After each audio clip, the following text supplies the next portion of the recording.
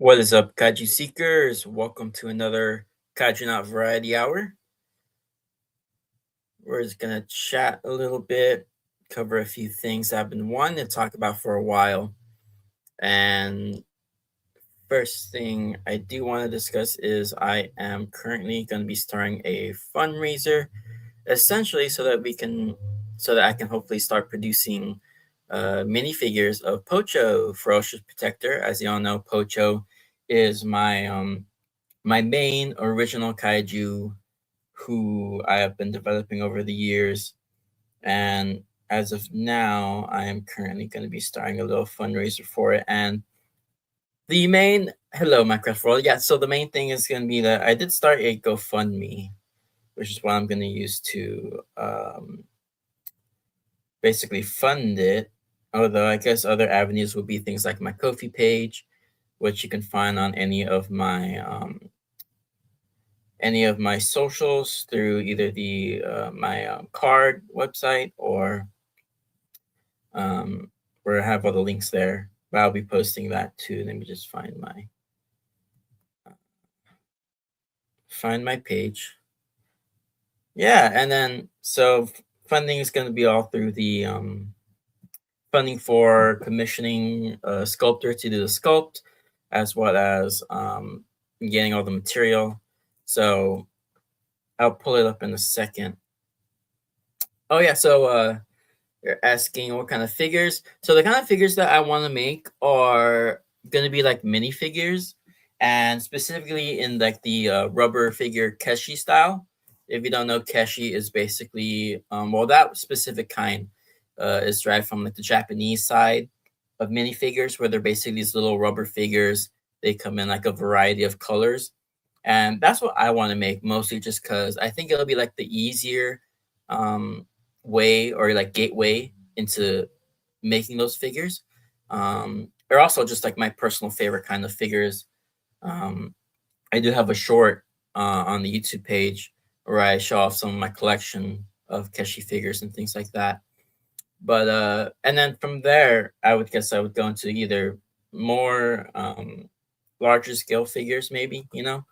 But I think Keshi are just going to be easy because I follow a few people who basically teach you how to make like your own little things like that. So like getting um, the silicone molds or whatever molds you want to make, and then using like resin or rubber resin to pour into a mold and things like that. So I think I'll just take the most of it because right now I've been in the talks with a few different people, but I think I am going to be going with Lizard King Productions. He is currently having commissions, so shout out to him too.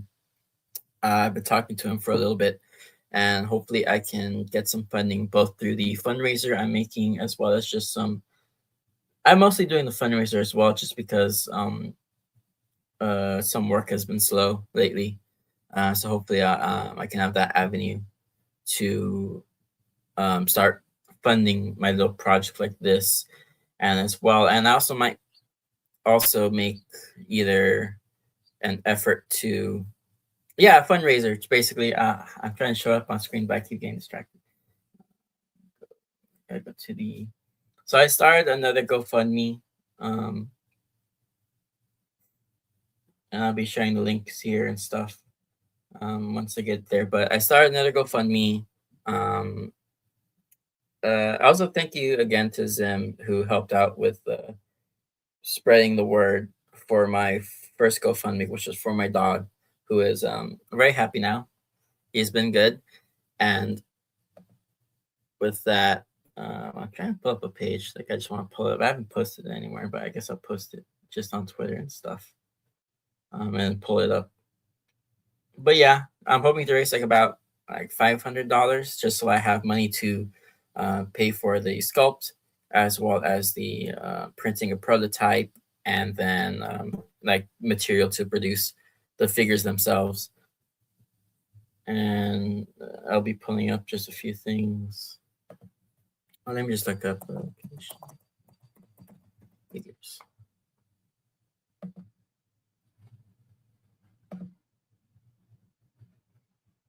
I'll just share my link or just share my screen right now. Share screen. And there we go. Yeah, so Keshi figures are basically like these. These are little rubber minifigures, and again, they're my favorite kind of figures. I want to essentially, create my own for my own original monsters, and of course, I want to start with doing the one for Pocho, who again is my main kaiju. He is essentially like my Godzilla analog. Um, to like my own universe, which at this point is just called the Pochoverse. I've done. There's a few other kaiju that I have in the roster, who I would hope to have like a big, roster like this essentially one day. And then Keshi figures are very like this specific side of it is like very prominent in Japan. Over here we have things like the monster in my pockets or the muscle figures and things like that. Or and there's also things like Super Mario, Street Fighter, Gundam, as you can see here.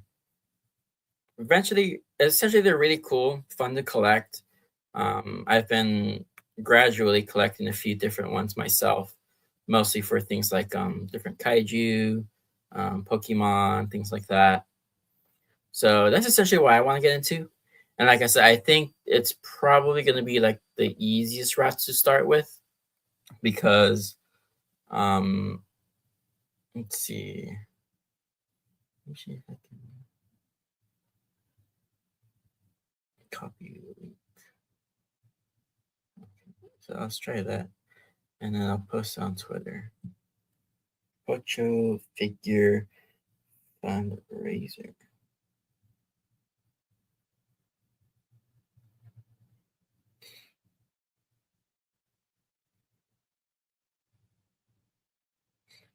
Go.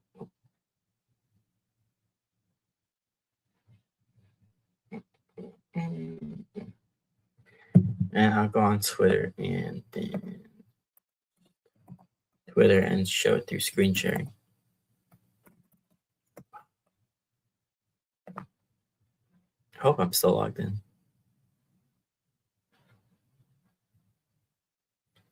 Let's see here. Oh man. All right, I'll just bam. Oh wait, no.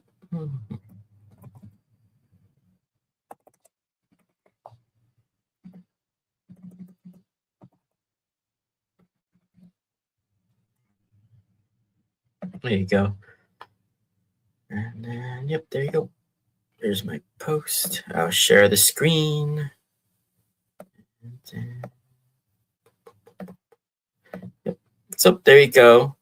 Here's the main image. So Pocho Keshi figure funding, $500 is what I want to raise again. It's called prototype production material, things like that. And this is like a concept of what I essentially want to make. As you saw with the examples of the types of Keshi figures, like I would hope to make just like a green minifigure of Pocho there. And again, I'm going to be hoping doing this with Lizard King Productions. A good friend of mine does a lot of good work. Funny enough, I asked him one day if he does commissions, and then he said no. And then the next day he opens commissions. Like true story. That's literally what happened. I was like, oh, okay. But yeah, so hopefully I'll raise some money to have him sculpt the figure for me and make a little prototype. And then from there, just start producing these. And like I said, my favorite kinds of figures. I love these guys. And like my one of my dream like careers is like just having a production company to where I can basically just produce whatever lines of figures.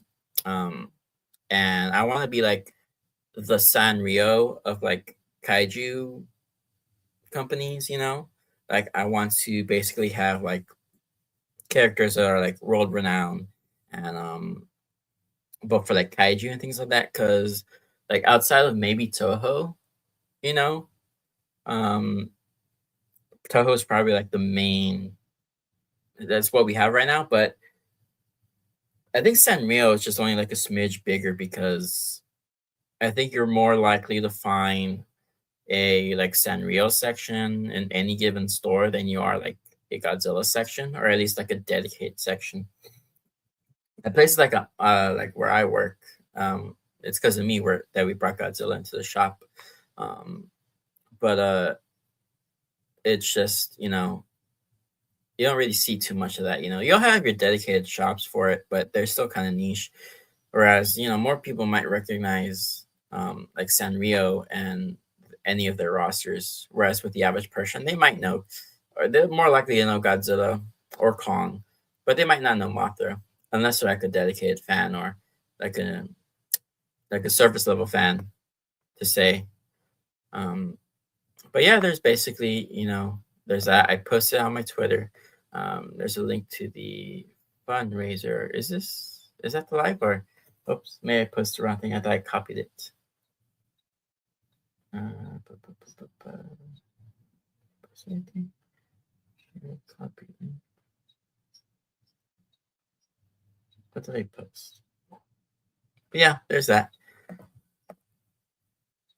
So yeah, so there's the fundraiser. Hopefully I'll be able to get that rolling. There you go. I'll just delete the post and post it again. But yeah, so there's that, and then we can talk more about it later if it comes to that.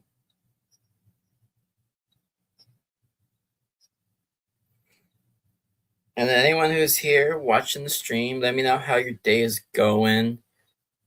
If there's any topics you might want to bring up later in the stream, because other than the fundraiser announcement, I also want to talk a little bit about the deeper relationship between Godzilla and Kong, starting from mostly Godzilla versus Kong, and then leading into GXK. Because I think there is a notion, or a very popular notion, um, with Godzilla's motivation for it. Ah, currently showing your friend Godzilla versus Biolante. Very nice. I'd say that's a good movie for to sit and watch because there's a lot of good stuff in it. Um, I still think the final battle kind of sucks, only because it ends so abruptly. Like that's crazy. Like you lead up to this great fight, you have a lot of cool moments in it, and then that Godzilla literally just walks away or something. And I also wish they had that stop motion moment, or at least the cool, because there's like some cool storyboard, like pro, like test footage of like the stop motion. I think is really cool. Let's see, but yeah, so like the notion is basically that Godzilla's only motivation for fighting Kong is essentially racism, and basically that's just comes from the whole Godzilla's rivalry with the Kong species, the great apes, and there's established that there was either there was like a greater Titan war where the apes were involved and they fought Godzilla species as well as like other Godzilla like species. And then there's also Scar King's War, which I want to say I always thought that it was just Scar King's War that was the Titan War or something like that. Um, I don't know anywhere specifically where they state it's specifically two different events or if they're one and the same. I don't know if the novels mention it or the movies. I don't think mention it that much. But but yeah. So they basically just take that and they say, oh, the reason like Godzilla's after Kong is just because he's racist towards Kong, and that's where the beef comes from. But it's more nuanced than that. Um, and I'll get more into that as we go along. But let me first.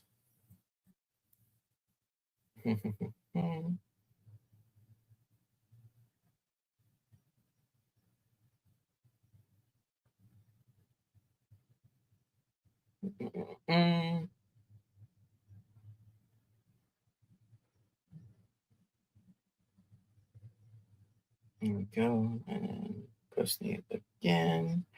And then, oh, here we go.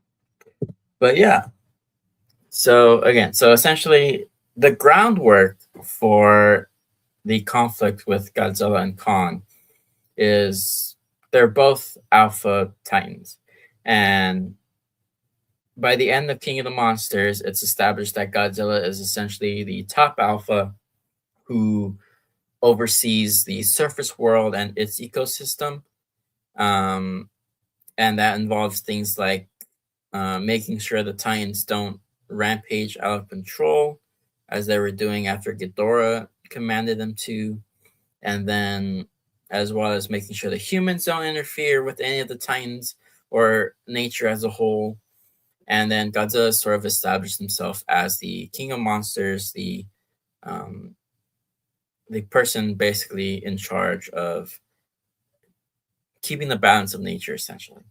And then Kong is established as the same thing, but specifically for Skull Island, since he is established to be isolated to that one part of the world on that island, and he is the top alpha um, titan on that island.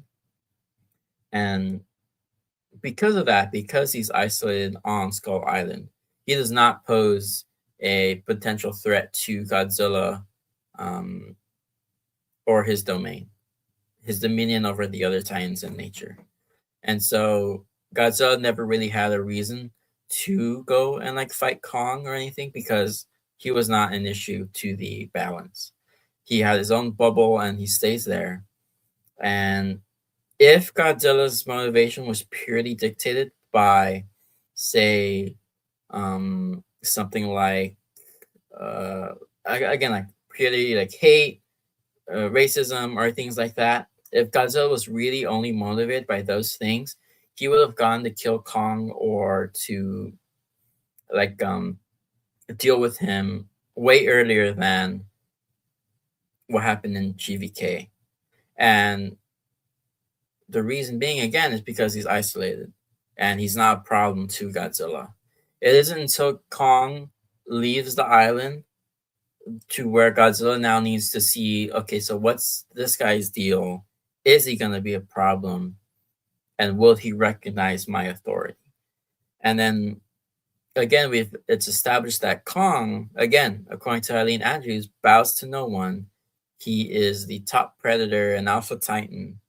And within Godzilla's framework, you can't have um, two top contenders for like King of the Monsters because Godzilla has like established himself as the main ruler of like the balance of nature and things like that. And so Kong as an alpha presents like this wild card to where Godzilla doesn't know what side or allegiances he has.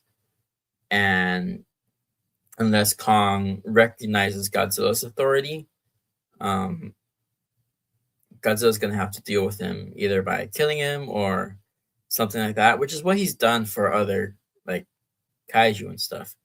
Because if at the end of King of the Monsters, none of the monsters bowed to him, either out of respect or fear, or just acknowledgement of his authority, he probably would have just dealt with him there and then. Like if Rodan hadn't have like bowed, he probably would have just like killed him outright in the same vein he did to like the Ion Dragon, would have like ripped off his wings and shit. So like that's like it's both like the deeper nuance to it as well as just like the surface level why are these guys in conflict with each other, because essentially you have um, these two beings that are directly opposed to one another. And like my analogy for it is essentially you have a unstoppable force, meaning an immovable object, and the unstoppable force in this situation is Godzilla. He has a goal, he has priorities, he is his force of nature who is acting of his own volition to maintain this balance on the surface world as a whole and its ecosystems. And then you have the immovable object, which is Kong. He does not bow to anyone. He has his own authority. He wants to protect the lives within his own vicinity. So like Skull Island, the Iwi, Gia, as well as like his home. And so he's not going to bow down to anyone or recognize anyone else's authority. And so when Kong begins doing his own thing, Godzilla has to respond.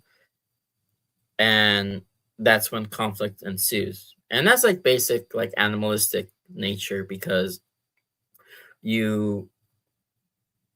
like when an animal has a territory and a new animal comes into it, the dominant animal in that situation is going to investigate and deal with the situation, because there's this imminent threat to this animal's domain and rule over its territory. And that's essentially what's playing out with the Godzilla and Kong conflict.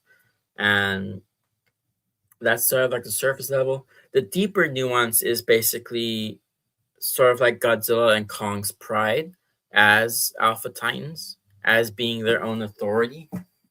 So you have Godzilla, who again is like basically this self-proclaimed guardian of nature. And then you have Kong, who is like this self-imposed, I guess you could say like guardian of Skull Island, or just this like nomadic person who goes by his own rule of life.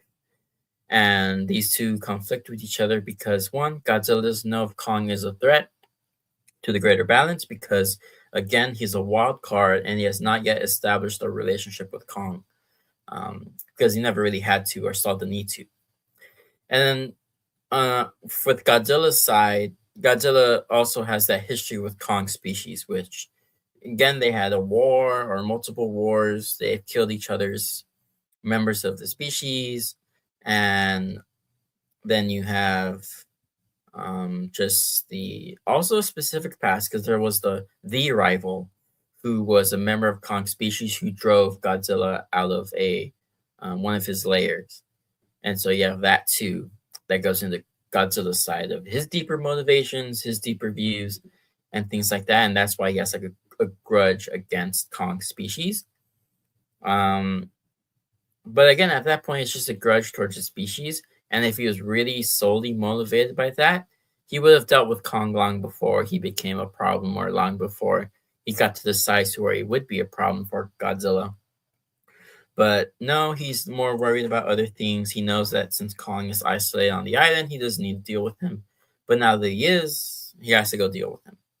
And then with Kong, Kong is sort of the other end of this one-sided beef, right? Because Kong has no issue with Godzilla other than in the event that he tries to establish an authority over him, which, due to his pride as his own, like his own man, he's gonna like say, no, I don't bow to anybody, and you're not gonna make the rules for me.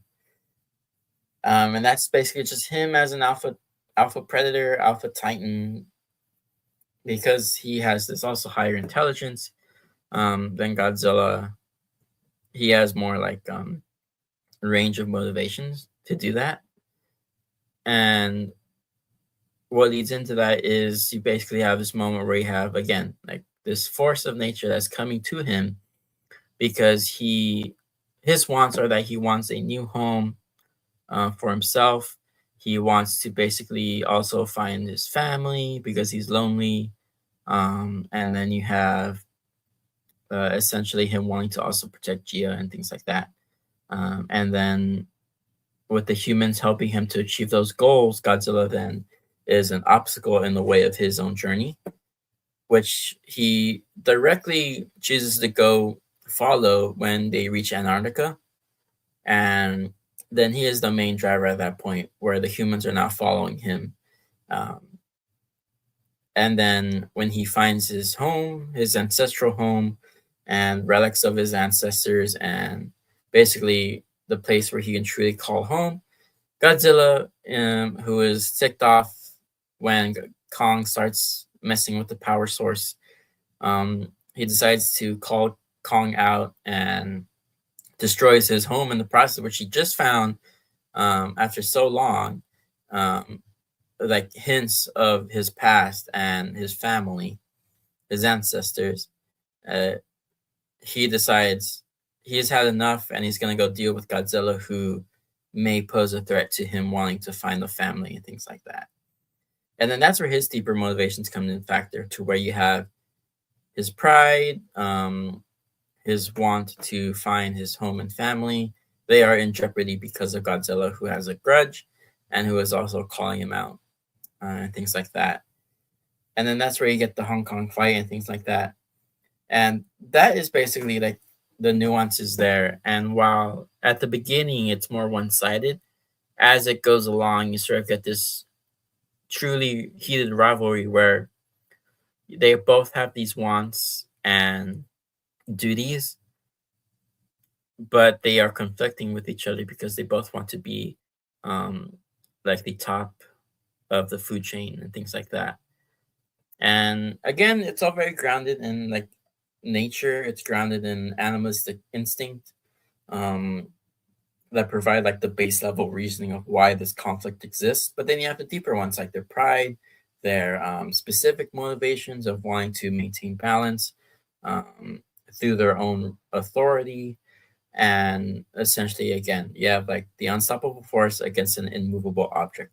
Someone who does not bow to anyone going up against someone who wants everyone to bow to him, whether that be for altruistic reasonings or just wanting to protect nature, 'cause that's who Godzilla is. And I think that's a pretty good way to establish it. Like, I mean, there are other avenues that I think would have been like, good to like to add like, different motivations or things like that. Like everyone says, oh, what if Godzilla like killed the Iwi or somehow caused the island to like be destroyed or wipe out the Iwi, things like that. That way you have motivation for Kong, which I think would have been a cool story and things like that, and like been cool. But I wouldn't say that possibility diminishes what we have with GvK, to where again you have this simple story of two animals who are at the top of the food chain, and have their own goals and things like that, come into conflict just because of who they are and how they see the world. I think that makes for a nice little story to watch play out and things like that. And again, I think they executed the fights very well. You have the first fight where basically we begin to root for Kong because he's at disadvantage. He is being kept from possibly finding his new home, and he's also putting the person that Kong cares the most about in danger. So he then has to fight Godzilla to protect her. And then by the next fight, they have both.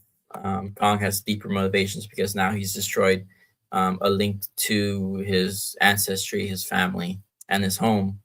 And now he's going to make sure Godzilla doesn't do it again. And then they fight. And both of them are very well choreographed, very well shot, very well animated, I would say, as well, because like again you have the stylized action that I do really like, and it's just choreographed, shot, and staged well, and things like that. So that would be like the main groundwork for like why I think the conflict in Godzilla versus Kong is like well established and well um, executed, because again it's like just simple. It ties back to nature and also who they are as people, or at least as characters to say. And this is also somewhat coming off of the video from D-Man. He just put out like did the MonsterVerse ruin Godzilla, and he mentioned like Godzilla's character of that's he's the main and he's a cool guy. I've met him before. I love his stuff. Um, but I would just have to disagree with him saying that like Godzilla's main motivator is racism and how it's one sided. Um, where the reasons I laid out are why I would disagree with that. And there's another thing you brought up, which is like Godzilla's character. And something I want to also just go over here is, or something that I've been talking about for a while, but Godzilla's character doesn't really change from, say, King of the Monsters to GvK in like any big way, because he's still doing what he's doing. And I think it's mostly just because of how much of collateral damage is caused. And the reason people are now seeing it in a new light is because Godzilla was turned into the heel of the fight, whereas Godzilla was like the face or the hero of the last two Godzilla movies. And because of that, it sort of like makes people look away from the damage Godzilla caused in those movies, and they're like, "Oh no, it doesn't matter because Godzilla's a hero." But now that he's more the heel or the antagonist in this film, now it's a problem. And if you look back to 2014, one, his first appearance, he causes a tsunami in Honolulu. He walks through the city, destroying like buildings in his path. And again, you can see buildings knocked over. They have like sides of the buildings are knocked over, so he's definitely going through buildings and killing people there. You have the also like the airport fight itself, or lack thereof, starts with Godzilla knocking over a helicopter into the Muto and then causing like these big explosions in the airport. And then in the aftermath of that, you have Honolulu that's even more destroyed thanks to him, and probably lots more people killed. So there's that. And then you get to the Golden Gate Bridge, which I think is very misrepresented in like what that scene shows. Because for one, like let me ask everyone this: what would Godzilla have done if the military had not opened fire on him? What was he gonna do? What was he doing there? And I think the answer to that question is that he would have gone through the bridge anyway. He would have um he would have gone through it same as he did in Hong Kong. Um and he would have gone to San Francisco and fought the Mitos. And I don't think anyone is able to come up with any other reason he or any other reason as to why he was there or why he went to the bridge. Because again, if you watch the clip, Godzilla begins rising from the water before the military opens fire. And I think the reason is because he was going to get up and like just walk through the bridge anyways. And it's just because of circumstance that the military are firing on him that he then, instead of going through the bridge because he was going to do it anyway, he's going through it because he's like running away from the military because they're firing on him, they're hitting his weak points and things like that. And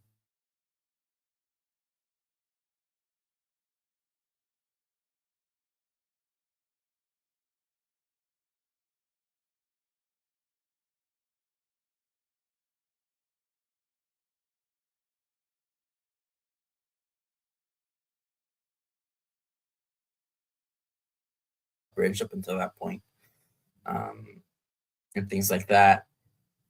And then, like again, it's just circumstantial that like the military started firing on him and driving through the bridge. But again, like tell me what he was gonna do, as opposed to that. Like, was he gonna wait and then go through it? Was he gonna go around it? Why would he go around it if he could?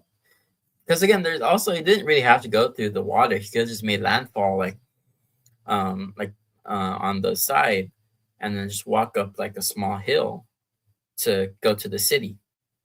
Um, and so when you look at the scene in Hong Kong where he goes to that bridge, he's doing the same thing. He's doing the same thing. It's not like he's gonna wait for the people to go through. He's gonna go through the bridge because he's gonna go to find out where the signal's coming from Mechagodzilla. And I think, yeah, basically. And then again, the only reason people see it's different is because Godzilla's portrayed more so as a hero as opposed to in GvK, he's seen as the antagonist or like the heel again, like face and heel, which I'm borrowing from like wrestling terms. and things like that. But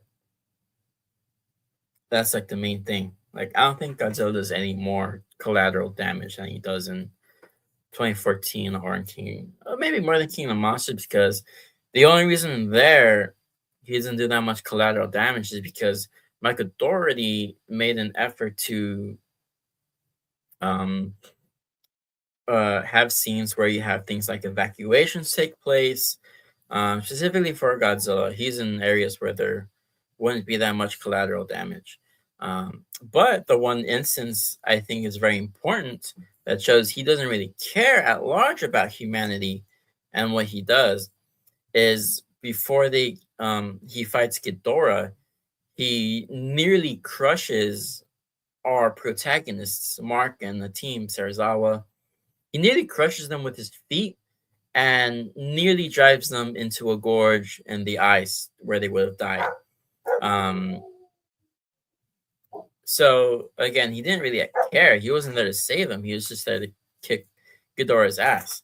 And even though it's the one instant where there's like could be collateral damage, it's like a pretty big incident. Shows that he doesn't really care about humanity either way. Um, so he's not really going to care about the collateral damage he causes because again, he's more so an animal. He's an intelligent animal. He can recognize humans, but he doesn't really prioritize their safety when it comes to like the more important things like the kaiju in front of him that are potentially world ending. And so like there's that. Like you're gonna see moments where Godzilla is just not really bothered by the fact that he's like killing people because um he's more focused on the issue at hand, which is like the kaiju. So like the Mutos, the Ghidorah, you have um I guess Kong in this instance, who is his own obstacle, but also Mechagodzilla, or at least the signal coming from Mechagodzilla that's driving him towards Hong Kong. That's his main thing. But like again, it's no different. Like that's the main thing. It's no different than what he did in 2014. So it's not like Wingard like ruined his character in that aspect. And again, if anyone wants to tell me like what he was gonna do at the bridge, feel free to.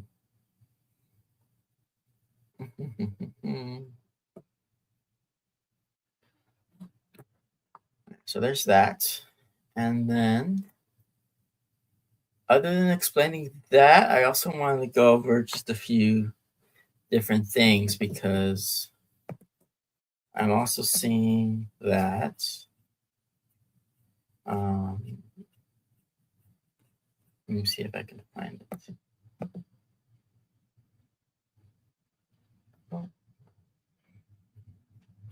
There's going to be a new Call of Duty mobile collab. So as always, we're probably going to see things like maybe a few. People are speculating that they already showed the new designs for Kong and Godzilla.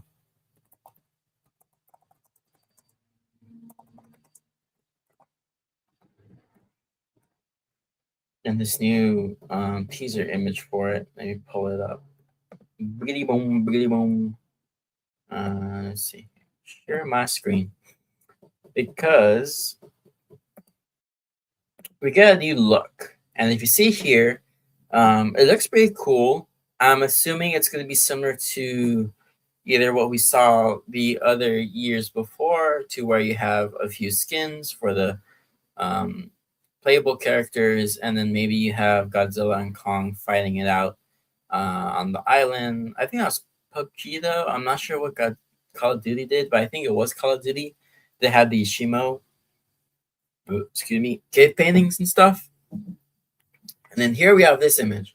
So first let's look at Godzilla because people pointing out that there is some new dorsal plates that are very reminiscent of the, I want to say, 2014 spines, yeah, but they're more jagged, more pointy, and they have this cool like purple lavender energy going through it.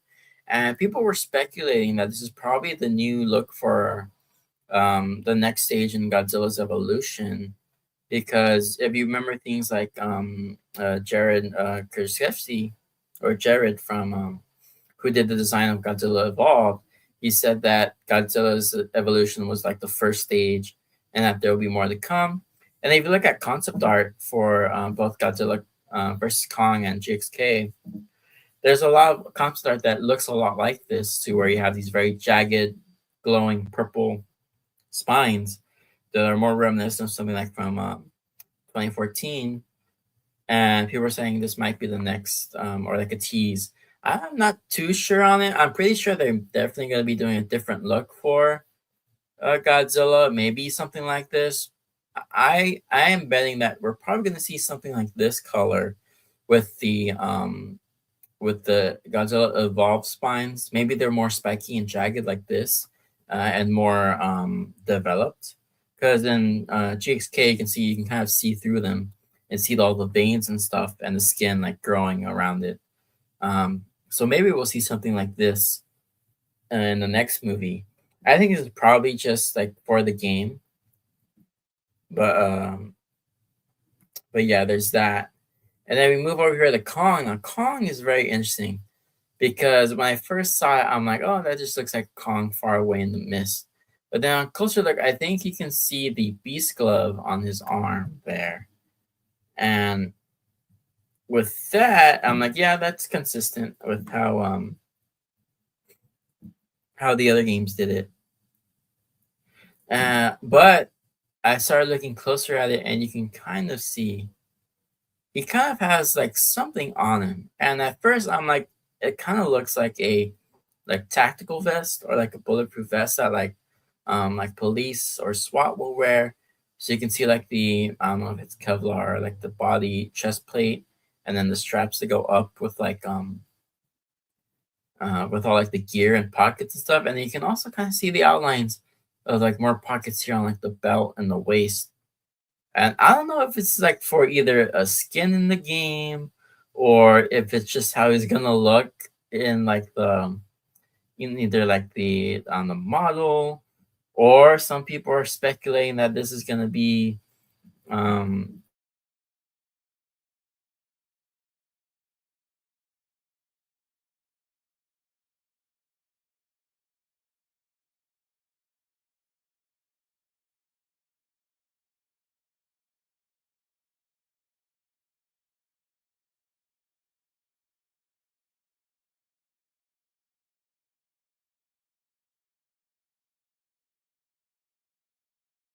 this might be the design for Supernova, because I don't know. I think there might be some hints as to what we're expected to see in Supernova.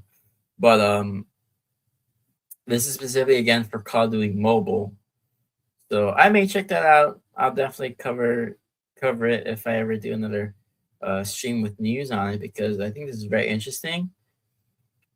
Like, I don't know for sure. I would not bet money on this being like I would not bet money on this being the exosuit or the design for Supernova. I would love to be wrong, but I wouldn't bet on it. I would say it's maybe just altered material for the game that will tease like what we might see in Supernova. That's what I would bet on. So we see here Kong. He's probably gonna have like a tactical vest or tactical suit in this game, and maybe that'll sort of like test the waters for what they have later down the show to show in the movie and stuff. As well as they also currently announced that they are starting like maybe like development for the Supernova figures from Playmates. I think a while back they announced they had been in development, and for at a toy show specifically, where they're showing off a bunch of new figures for Titan X, the Ion Dragon, lots of new stuff from Monarch Legacy of Monsters. Um, and then also first impressions of like the latest episode that came out last night. Really good. Really loved seeing the interaction with Lee Shaw and with his younger self too. So that was crazy that now there's this concept of it isn't time travel, but it's definitely like time concepts, and it's titled string theory, which my only knowledge of string theory comes from the Big Bang theory. So I'm wondering like what that implies for like the possibilities of like access money, because like my current theory on access money is basically like because it sits in a place that's like in the center of like the gravity well for the portals. Um, and because like the gravity is so strong that it distorts space time. That because it lies in that space, time moves differently, and that's why when you go through a portal normally, to and from like the surface to Hollow Earth, there's no time manipulation and stuff because you just go through it and it's one and done. But if you get stuck in Access Mundi, time's gonna go differently there. And I think again the reason why they're able to talk to each other is because of the signals overlapping for some reason. I don't know. Again, time travel is so weird.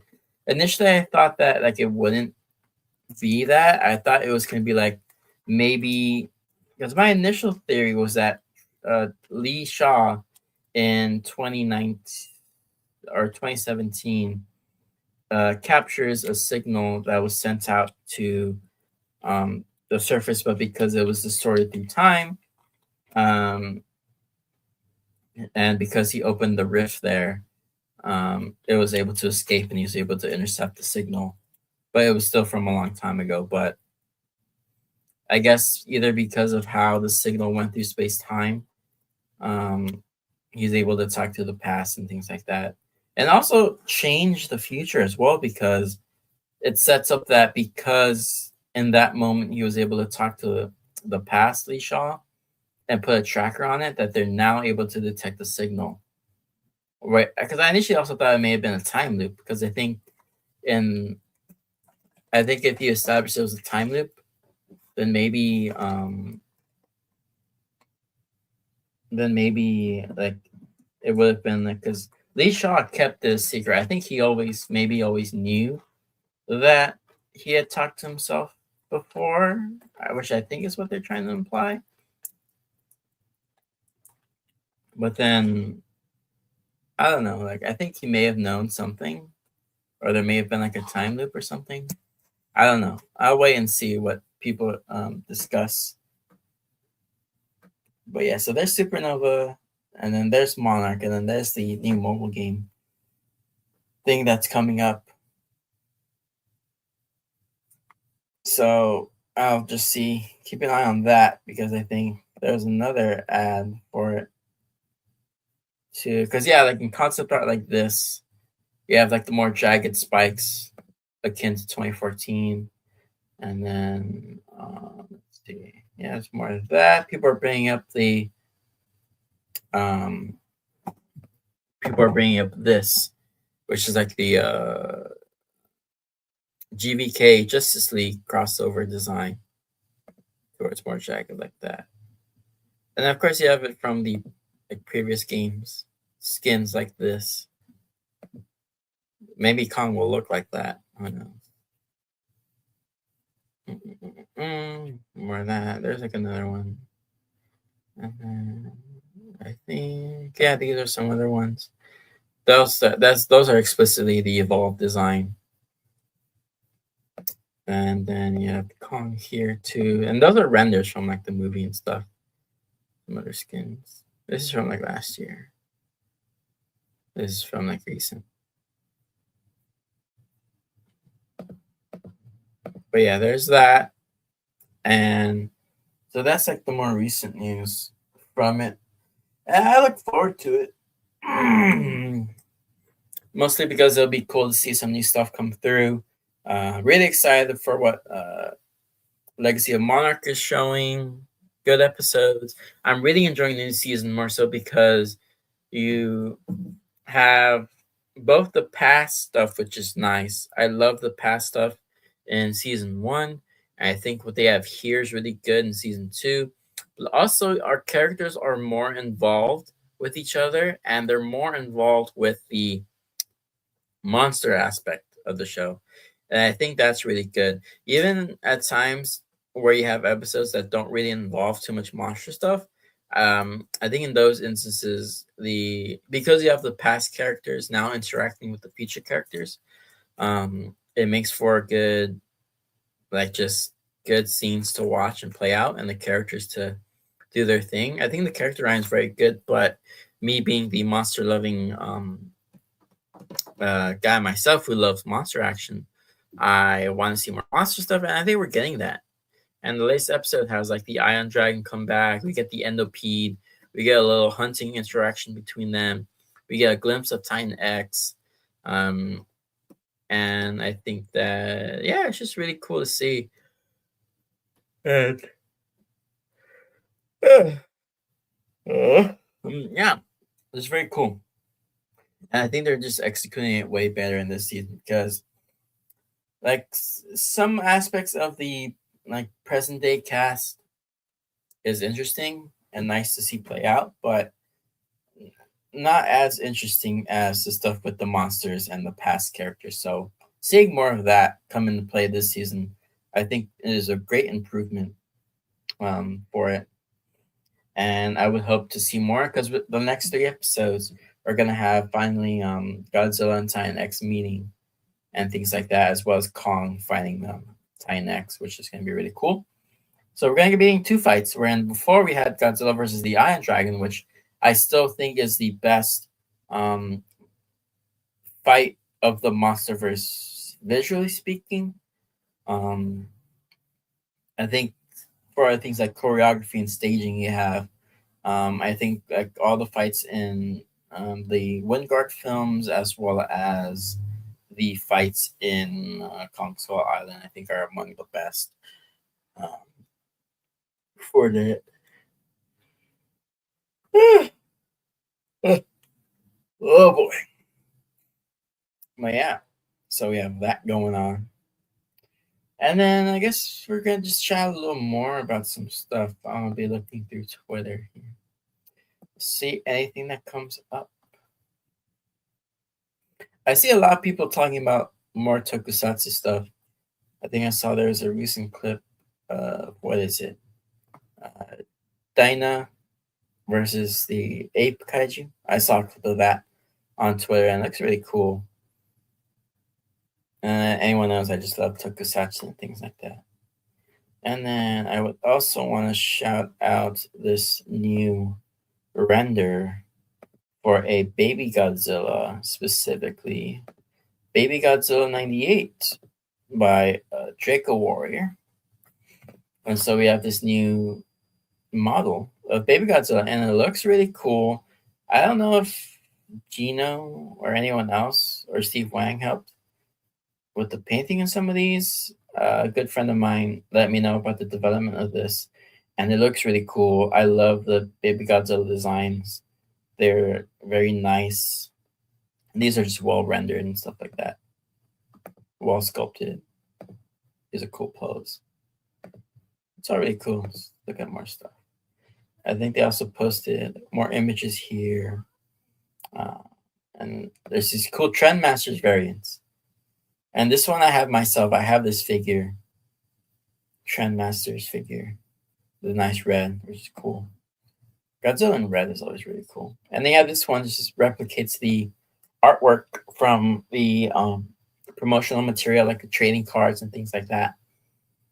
Really cool stuff.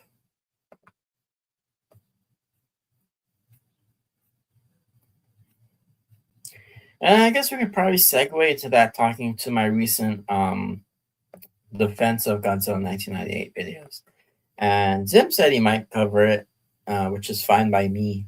But I also want to further establish like the reason why I made that video, which is there were a few recent videos that popped up. One was a defense video and one was like a bashing video. And I think the defense video didn't really do a good job of explaining a few things or bringing up some things that I think really helped the defense of it. And I think I aren't focused on too much. I focus on things like some of the character writing, which I think is misunderstood, even if it's like flawed in a few areas. Like the point of the arc is like never really brought up. as well as just a few places where I think the acting and the music, the directing, shot composition is all well done, which is not really brought up enough. Um, but it was again like a response just to. On top of that, I just don't think many people do a good job of defending Godzilla. They'll either lump it in with like a so bad it's good kind of defense for it. They'll they'll repeat a few things that I think um, are said too much, but in a way that doesn't really go in depth. So they'll just regurgitate a few things. There's a recent video by someone that was covered on the Zimcast who made like a video explaining why.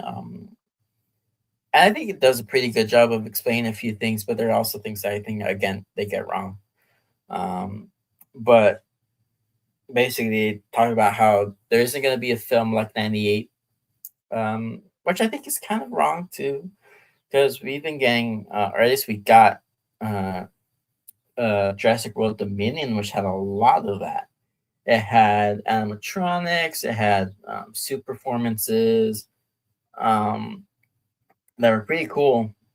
But I think because it's been so long since we had a movie like '98, it wasn't up to par with some things. But again, I think a lot of it looks really cool though. And then there's also things like uh, how they misrepresent characters like Nick, characters like Audrey, who are not given enough credit with how they performed or how the characters were written.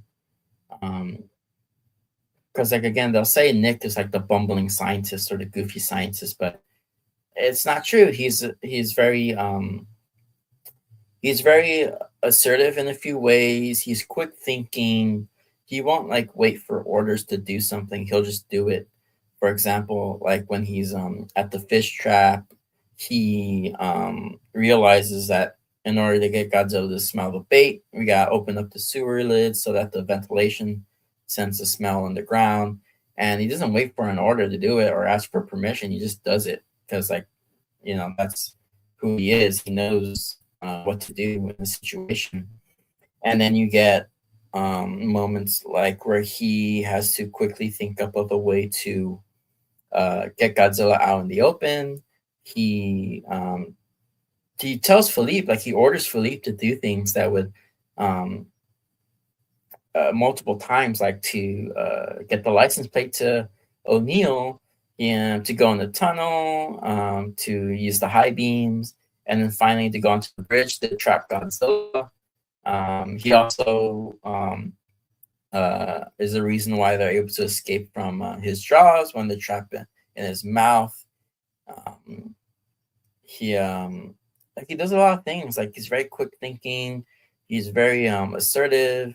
He does have like a quirky side to him, but I think that's just more like endearing to his character, to where he's very dedicated to his work. He loves his work. He's very enthusiastic about studying Godzilla, even if it's for um, killing Godzilla. He understands that Godzilla poses a threat to humanity as a whole, um, and is like this nuisance animal that the nuisance is worldwide. And that's why by the end of the movie, everyone says that there's a conflict of tone that comes from the citizens of New York um, cheering on. And then also, hey, what is up, Lizard King Productions? Um, So this stream is basically just covering a few different things. We've already covered a few things, but if you're looking at specifically things like the fundraiser for the Pocho figure, it's just a little thing I'm doing just to raise a few some funds that will happen like afterwards. Once I start doing like the commission as well as like production of things there on my end. So that's just to raise funds to hopefully pursue that. Because again, I want to make like little Keshi figures and things like that of my own kaiju and stuff. Very much inspired by your work and what you're doing. Because because I think it's cool that you have your own little figures that you're working on. Um, and again, I also again shout out to Lizard King Productions, who I have one of his little minifigures of King Tyrannos there, which is still really cool. I have it up right here. I can see it, and I think I've shown it off on screen here before or on the other streamcast. So I would definitely recommend to anyone else watching this to go check out his work. I think he's got some other figures lined up, articulated and stuff like that too. So check that out, and hopefully we can work together to do some of my own things as well. So that's just the announcement for that, to where I'm like getting some crowdfunding or stuff like that to do that. Other than that, just some stuff for like Godzilla versus Kong and things like that, explaining the beef. That I think it's more nuanced than just Godzilla's racist against Kong. And then and also talking about like just Supernova news, the new Call of Duty game that's or the Call of Duty collab that's coming out that may be showing the new Empire or the Supernova designs. I mean, and right now we're also talking about some Godzilla '98 stuff, to where I think a lot of the underrated performances, character writing, and stuff like that is overlooked. It's also a semi continuation of my response to his name's Marshall something or other. He did a video bashing '98, and like the point of the video was that it is not up for discussion as to the quality of Godzilla 1998. Like, it's bad, end of story, and that was his position. My refute to that is basically it is up for discussion. There are qualities of his film that I think merit people defending it, so that like again, I would defend a few of the character writing choices. I would defend the like Godzilla as a whole. I think there's some room for him to be defended against, and again, I show my defense. But also, it's mainly a defense for why someone would like Godzilla 1998. Because again, he says like either like, not to misquote him, but I think essentially he's saying that there's no reason for anyone to like Godzilla 1998. That there's nothing to like about 1998. There's no defense for it. That it is a like blasphemous or like spiritually bankrupt movie. Which again, I would say no, it's not spiritually bankrupt. It's not like unequivocally like a bad movie. Like, I think there's lots of merit to it, lots of stuff that people genuinely love about it, such as the design itself. The design is very cool. It's very sleek. Like on its own, whether or not you think it's Godzilla, it is a cool creature design, a cool kaiju design, and people may love the film for that. Also, you have the amazing effects, both in the practical side of things, like the animatronics. You have the suits, and then you have the CGI, which for the time, a lot of it is very state of the art, and still holds up to this day, I would argue. Several scenes that are, I think you would find like if you saw it in like a MonsterVerse movie today, you would say, "Oh, that's very nice. That's good." There's only a few scenes that are like that, but I think there are scenes that are at the time very well done and very like, it's dated for sure, but it's dated to 1998, much like how Jurassic Park has CGI that's dated for 1993. Same with The Lost World. Same with The Relic. Same with Deep Rising. Same with, say,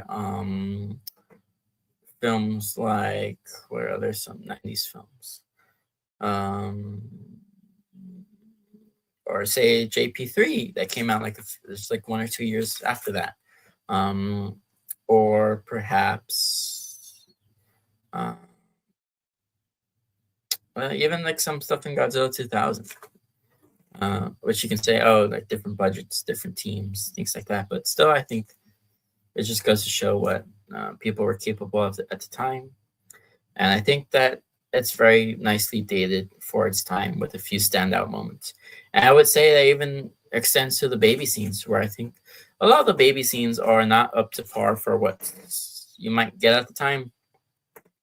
Um, but it would depend on just what you're comparing. There's a few scenes that I think are very nicely done, both dated to the time and as well as pretty, stand out. That I think will do somewhat well today. But I don't think it's like not on par with what you might see in the 90s, the late 90s there for CGI. I think it's on par with things like Deep Rising and like The Relic, as well as things like Men in Black. So where you have some of the CGI in there, I think it's on par with. So again, I think if you like the CGI, if you like the effects, I think that's the reason to enjoy the film. There's a lot of merit to that. I think there's some merit to the story as well because it's very well paced, very well established, very well executed. Because you have an amazing build up to Godzilla, to where you have the lead up to Godzilla with the shipwrecks, with the characters investigating the aftermath of his destruction, and then you have the arrival in New York, which is very well shot, very well um, executed and staged. You have amazing cinematography that shows Godzilla's immense scale while still keeping him hidden for a um, full reveal, to where you then have a greater establishing of his character, his motivations, and like just what this kaiju is. Um, you get aspects of his personality, to where he's curious, he's very inquisitive, he is cautious, he is also cunning and intelligent. Um, but he's also very destructive, he's very intimidating, he is very large, and he will again cause destruction on a whim, not because he wants to, but just because of his immense size and stature. And then you get an amazing action sequence where we get a chase scene, to where you show more of Godzilla's cunningness, his desire to merely escape the military. Because again, he's not like a destructive being by choice. He just is just an immense creature that is like acting out based on instinct. Um, as well as just his cunningness to evade and outmaneuver the military and then counterattack, things like that. Which again, I enjoy and I love that aspect of this Godzilla. And that is the reason I will defend it because I think there's good action, good character work for the kaiju. Um, and then, of course, good story building to where you have this lead up, you have this payoff, and then you get to the midpoint, to where you have the reveal of the nest, which again goes into the motivations of Godzilla. Also raises the stakes because you see all the destruction, all the chaos that one Godzilla is able to cause. And then now you have the aspect of, well, what if there's more? What if they overrun populations and things like that? And then you get the personal midpoint reveal of like Audrey's character and the betrayal and things like that.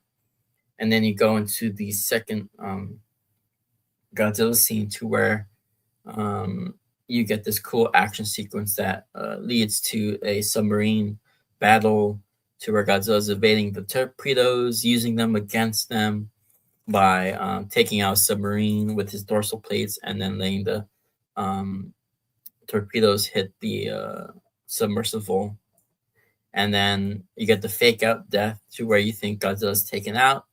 Um, and then transition to the baby scene. You get the whole, yeah, there's some Jurassic Park homages there, but it sort of takes from different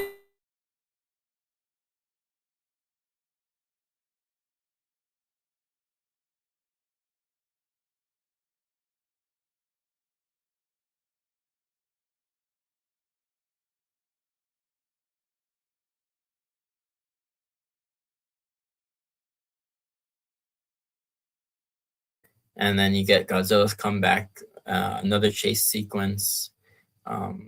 It's very nicely shot, very nicely staged. You get to see his personality again and a more rageful, wrathful, um, and proactive personality side to Godzilla, to where he's actively chasing these specific individuals, which again shows more of his personality, his intelligence, and just like his motivations. Because now he's out for revenge, and then you get the cool finale to where you have Nick who traps him into the Golden Gate Bridge, and I think I forgot to mention like how people say the tonal inconsistencies with the film and how with Godzilla's death you have the people cheering, but for one, it makes sense that the people of New York and the soldiers would cheer because their goal was to destroy Godzilla, and they've achieved that. And now these individuals will be able to go back home, and their lives will somewhat go back to normal. So they're happy, but you still get that like somber moment with Nick. Nick and the crew are the only ones to not cheer because they understand the gravity of the situation. They understand that while it was a necessary evil, there's no like they don't cheer for the death of Godzilla. Nick does not cheer. You have that moment of silence beforehand where Nick is just staring longingly into Godzilla's eyes as he succumbs to his wounds. And there's no cheering, there's no like smiling because of it. They are just relieved that the nightmare is over, the day is won, and while tragic, things may finally go back to normal. And I think that's important to point out because it's not really a conflict of tone, it's just the way sometimes reality is. But I appreciate that. I think it was well done, and that's why again why I would defend the film and also people liking the film because there are good things to see. There are things to appreciate, even if it's flawed. You can appreciate things that are flawed, and as flawed as Godzilla '98 is and may be, there's still a lot to love from the film. Um, and like whatever the case, like Godzilla may or Roland may have not, liked Godzilla as a character. He may have not liked the franchise, but there were aspects that he did like about it that he put into this film, and I appreciate those things. Um, so again, like that's just like my take on like defending Godzilla '98 and why I do it, why I think people are allowed to do it, why I think people, should do it if they like this movie. Defend what you think is good and what you think was well done, even if aspects of it may be flawed. Which is also like my philosophy for why I defend other things because I'll defend GXK wholeheartedly. I'll defend GvK because I love those films and I think there were aspects that are underappreciated, misrepresented, and I just not talked about enough when discussing why they would want to defend those points and those things. I think that you can have something that's flawed and still be appreciated. Um, and, just see the goodness in it, which I do. It's why I don't get so. Um, it's why I get defensive for films that may not be up to most people's standards. Because my standard is just do I like it? Do I think the things they set out to do were accomplished? Do I think it were accomplished? And I think one of the recent things is like the recent Mario movie. I watched it and I liked it. I thought it was a pretty good film. I think there's lots of things that could be done better, things they could have explored, things they could have executed to a higher degree. But I mean, I don't demand that of films. Um, and I think, if you want to demand things of film, do it in a way that doesn't like belittle anyone or like ad hominem attacks to people who appreciate what's there. And that's what I do. I appreciate what I have. Um, and I don't demand I get more or better. I just appreciate what I have. And and I can only seek out to do. I can only seek out myself to create art that, in some ways, does things better.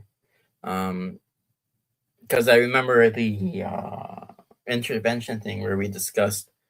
I forget the exact thing, but we discussed things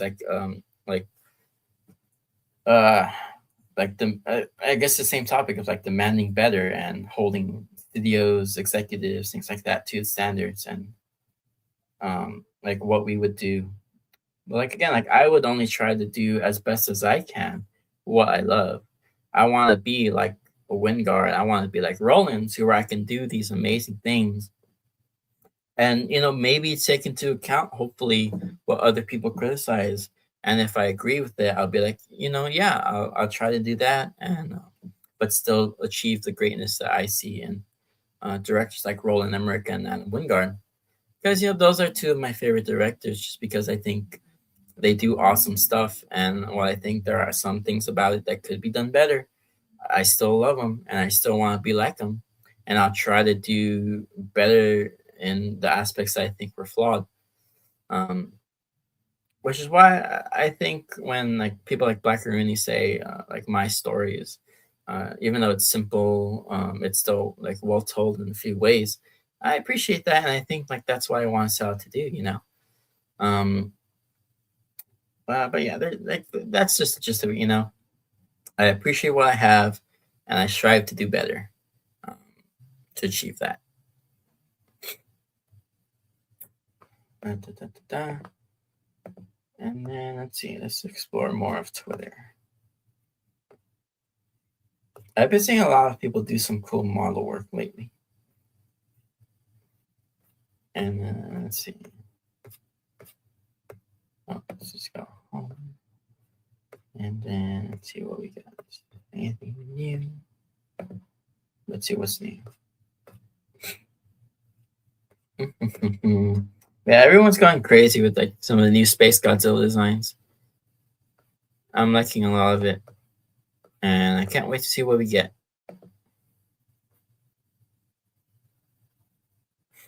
I also want to shout out another artist because I think there's some cool stuff going on there.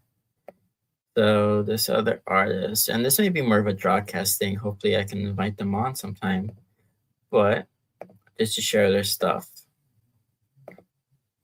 Yeah, this is Necro Godzilla. I think they have a few other accounts where they post more art. I think this one specifically is for like this Godzilla of them. I think it's a Fangoji, pretty sure. But yeah, some cool art, very nice style. I love the cool features there, and Mr. Spooky Wolf. Yeah, go check their stuff out. I think this is a cool Godzilla design. I love the green accents on the dorsal plates, and then Green Atomic Breath. I love Green Atomic Breath because of Junior from Godzilla series. Really cool. So shout out to them there. And I might do more of these Twitter shout outs because if I see something cool, I'm just trying through Twitter, seeing what's up. Seeing what I see. If there's anything good.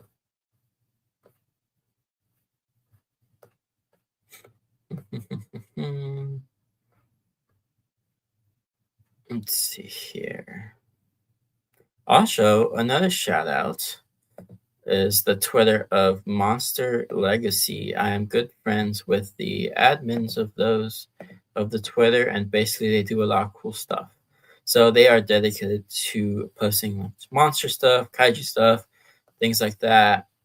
Here's some recent posts. They do features, things like that. They post like behind the scenes stuff. Here's one repost things. Here's Shriker.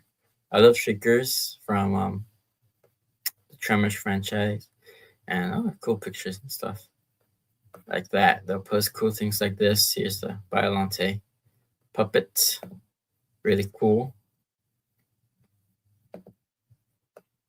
Yeah, there's the Fly, the Demon Dogs, HR Giger. Yeah, shout out to them. They've been posting more stuff recently in the last few days and weeks. Very cool to see. I've been noticing more of this stuff lately. And here's the Kathoga from the Relic, which was a suit, but they also had a CGI model for it, which I think is pretty good. And I think on par with some of the stuff you see in Godzilla 98 with both the babies and also creature in general. But yeah, here's a cool scene. Some Star Wars. I also think Star Wars, Star Wars, I think, has like stuff that's on par with 98. It came out the next year in 1999, but I think some of the effects there somewhat stylized. But if we're going on just how good it looks, I think it's as good as some of the stuff in Godzilla 98, even some of the baby stuff. This is a cool creature. I didn't know the Fell Beast from the Two Towers. This is really cool. I have to look in what the whole design looks like because this looks really cool. And I think this is like very much something I would try to strive for when it comes to my creature designs. Cool critters art. Eager in. Oh, Hedora. That's a cool shot. But yeah, shout out to them. Made the cool stuff. Mm.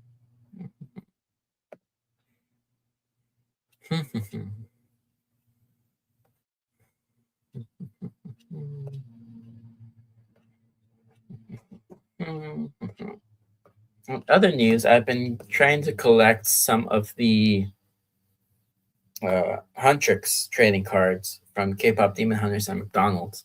I've been going there every now and again to try and see what cards I can get. I got the one I wanted, which was Mira, who's my favorite of the group. So, oh, here's something else to shout out. I want to cover because I think it's going to be releasing pretty soon, and that is the Titanic Creations Reptosaurus. But before I do that, I do want to share my referral link for StreamYard. Get $10 discount for StreamYard, so you can start streaming if you like to check that out. Posted a link down below, and then I also want to show off. Let's see. More. My basically, I have to screen share this. I don't have the assets yet.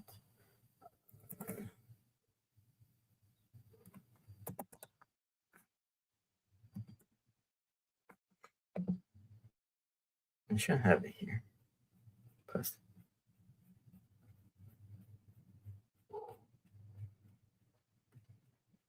Hopefully, I'll just look for it.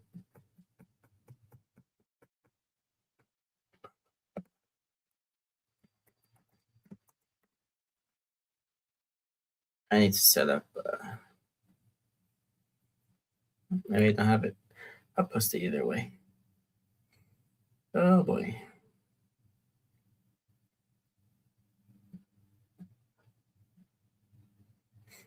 Because I am an ambassador for Advanced GG, so you can use my code Monstro, MONSTRO.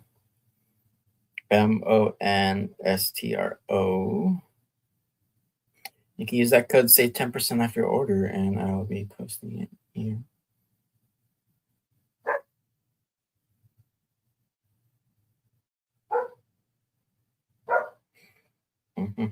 So I'll be showing that off.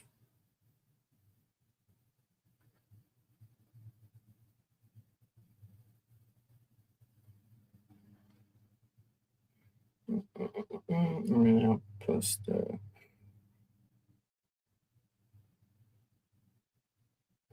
announcements. And then there's also a new drop for spring. There's a new drop.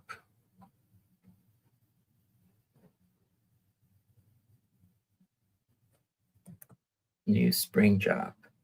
Where for the next like 24 hours, I think 22 hours right now, you'll be able to get 20% off using my code.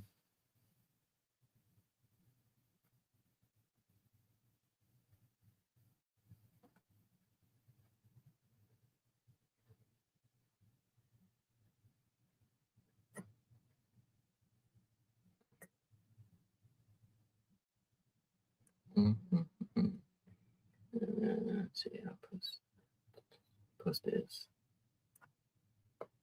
Here you go. And I'll show that off right there.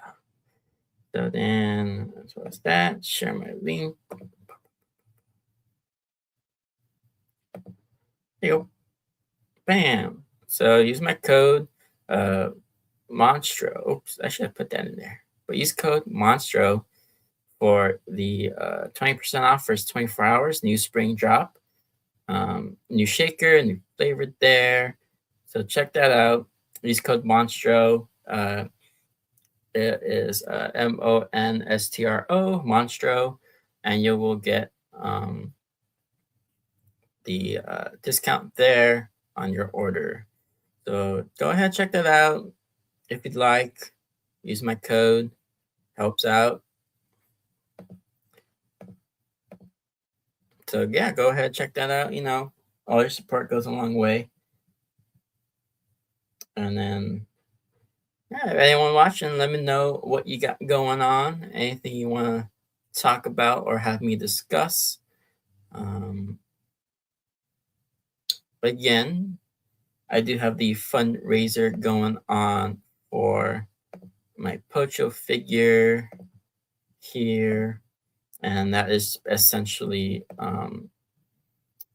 just want to create some figures. It's again, my dream is to, start my own production company to make figures and things like that. And what I want to start out with is basically these Keshi figures.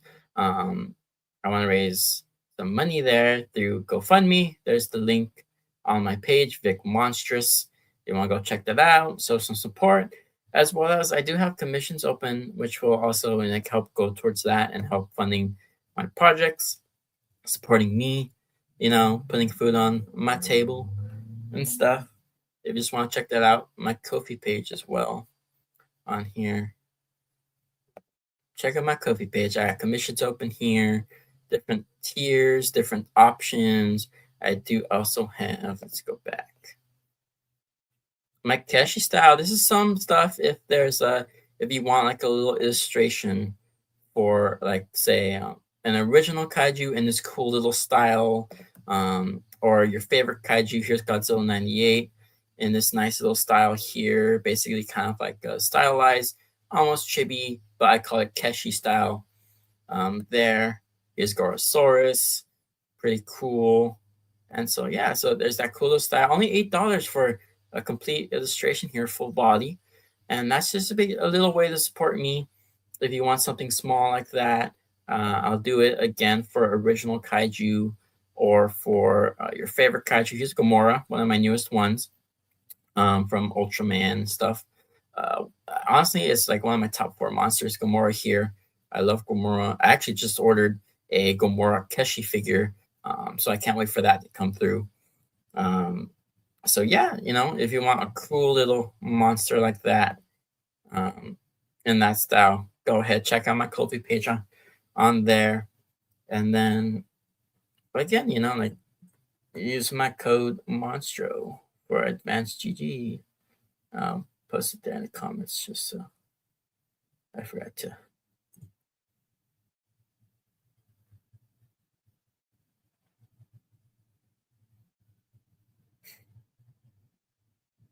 Yeah, that's a good stuff coming in. I'm very thankful that I'm able to have these avenues.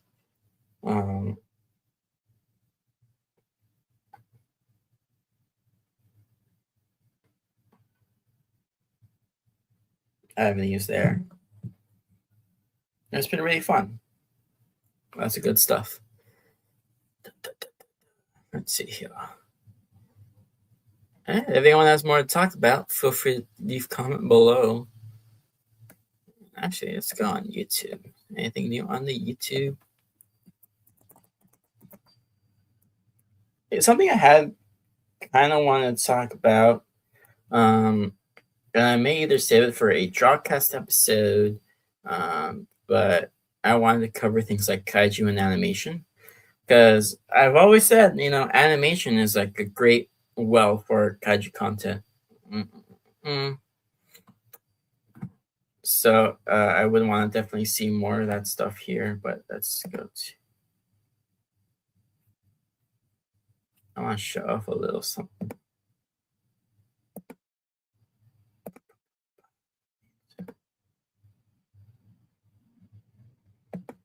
because like to see just how awesome kaiji stuff can be.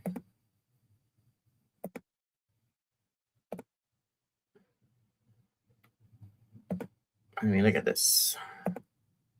It's on mute, but you can still see in the animation. Look at that. Look how cool that is. Whoa. Just pause it there. But yeah, and then this is very much the vibe of what Pocho is.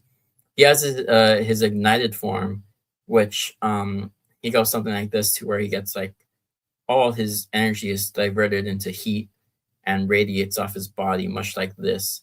So stuff like that is just really cool, and like you can feel the weight of everything there, and it just looks so cool. Look at that. That's awesome. Look at this shot. Whoa, that's cool. And there's just a ton of cool stuff you can do with kaiju animation, and I might feature that later, go more in depth with it, because again, just really cool.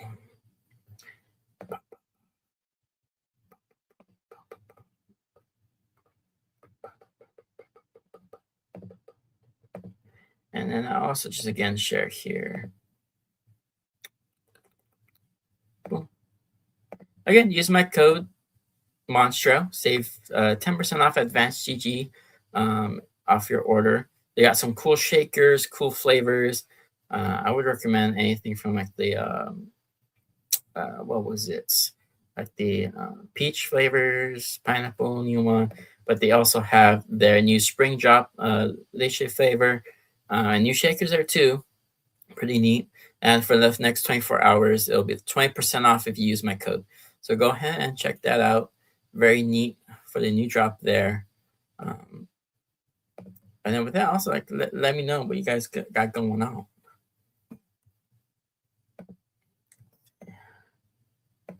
And so like I might as well just also let me search history.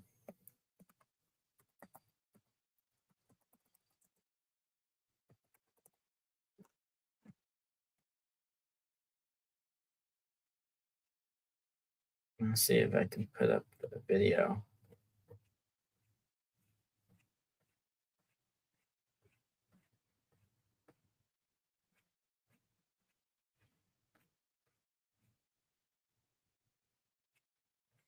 And I've always wanted to put up a Godzilla 98 defense video. Where's the I can't search history.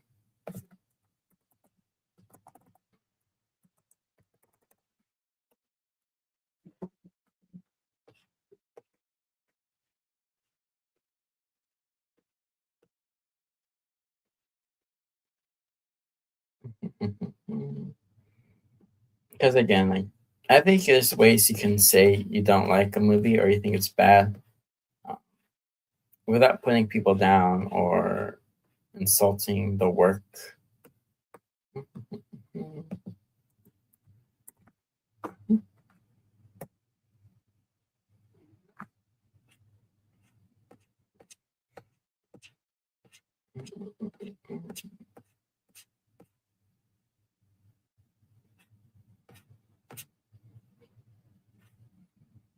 Oh yeah, and then the first video was from Studio Empira.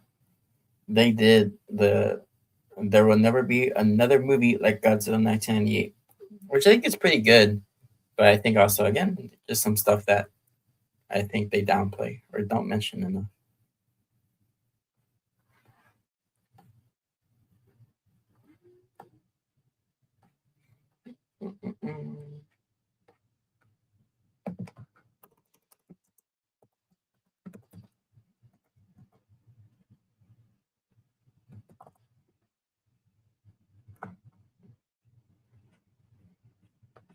And the video.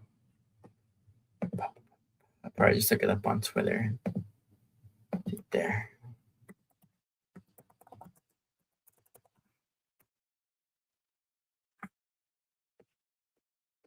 And I already showed it off on the last stream. Went into it.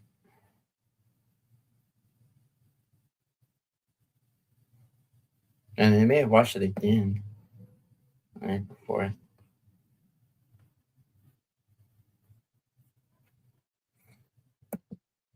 Or when did he post that video?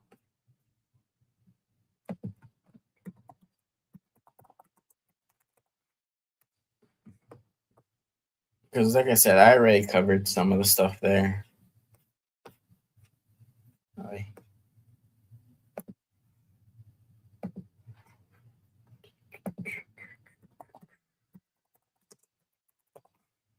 Covered some stuff, some things like that. All right, yeah.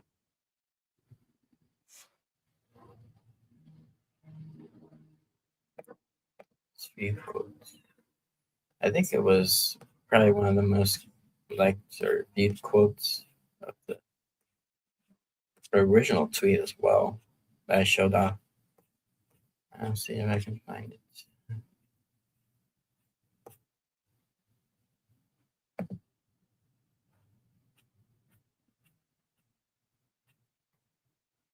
God.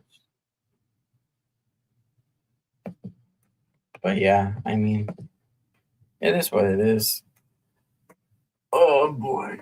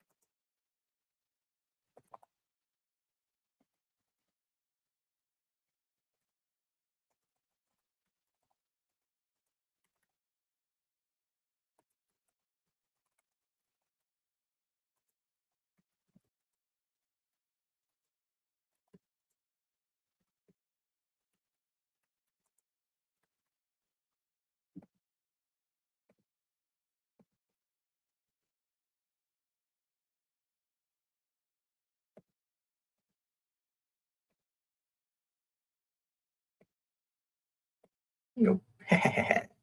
He's code monster on discount orders of event G. I still need to set up proper stuff there. Oh wait, can I add widgets?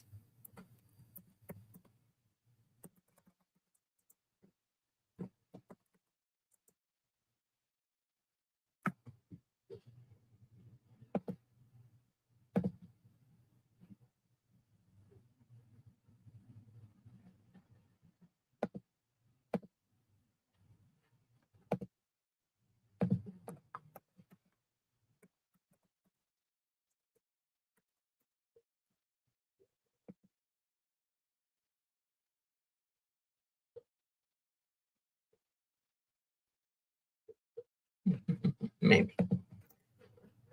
Let's see. What else we got going on though? Oh yeah, I was gonna show off this. So basically, we got Titanic Creations. They got their Reptosaurus that's coming out, and it's pretty cool. I was really impressed by it. It is done as a homage to another classic creature, but I wish there was some more accuracy to the head. But the head itself, like, at first I thought this looks too cool to be what it originally was, and I don't know if I'm about to stay it because I don't know I don't want them getting heat for it. But yeah, Reptosaurus, really cool. I probably won't be picking this one up just because I would rather have um, the Sofubi figure of it. But they say, yeah, here's like the length of it. Tuesday, this boy arrives.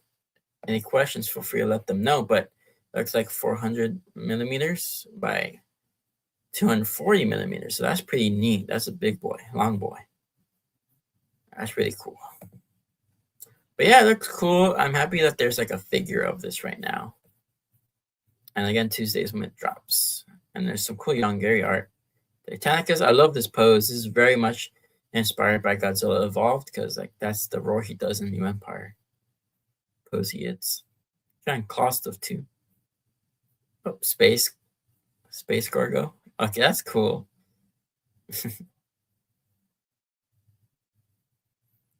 That's pretty neat right there. I did not know they're doing that. This is real. No, April 1st. Okay, there you go.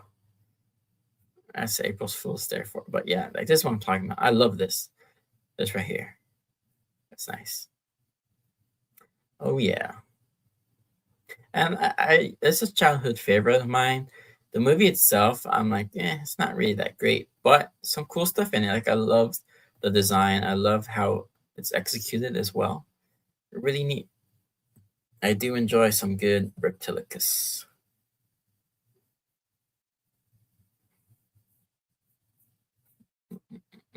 Looks cool there too. There's some cool art for it too. Like look at this art. It's nice.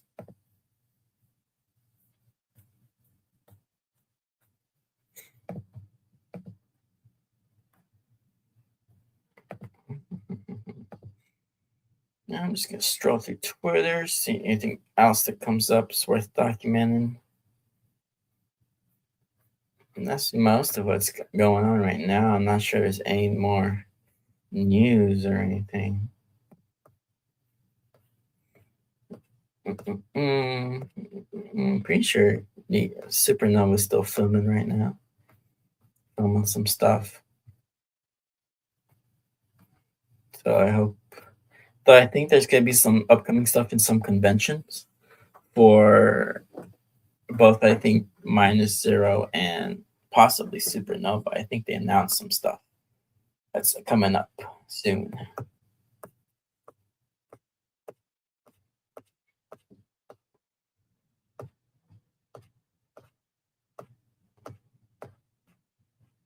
Yeah, people are speculating there's going to be some like changes to the design. I'll show up a few here. This is by Burb. New spines. And this is an edit. It's pretty okay as far as edits go. I'm not sure how I like I don't know, just because of the render stuff, but if the spines were more aligned and things like that, probably look pretty cool. This is like a photo bash edit thing though. And then this is like more of a drawing, which is pretty neat right there actually. Neat drawing. That's pretty cool.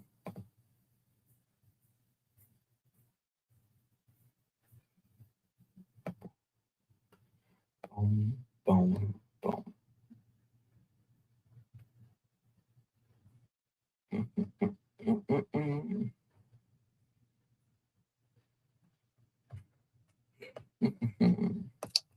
So we got that out of the way. Anything more to talk about? I'm not sure. I might see if there's anyone interested in joining me just because Discord.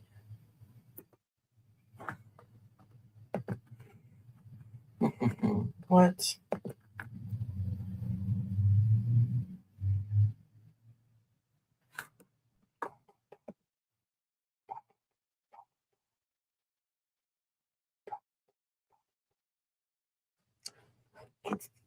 Gigabash? What's that? Hmm. Yeah.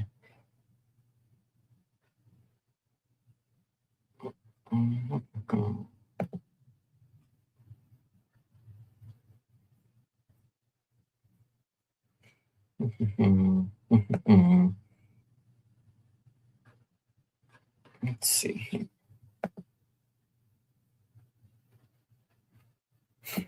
Hey guys, that might be about it. If I'm not just gonna chill out here a little bit and see what's up. Right now, I'm still just strolling through Twitter.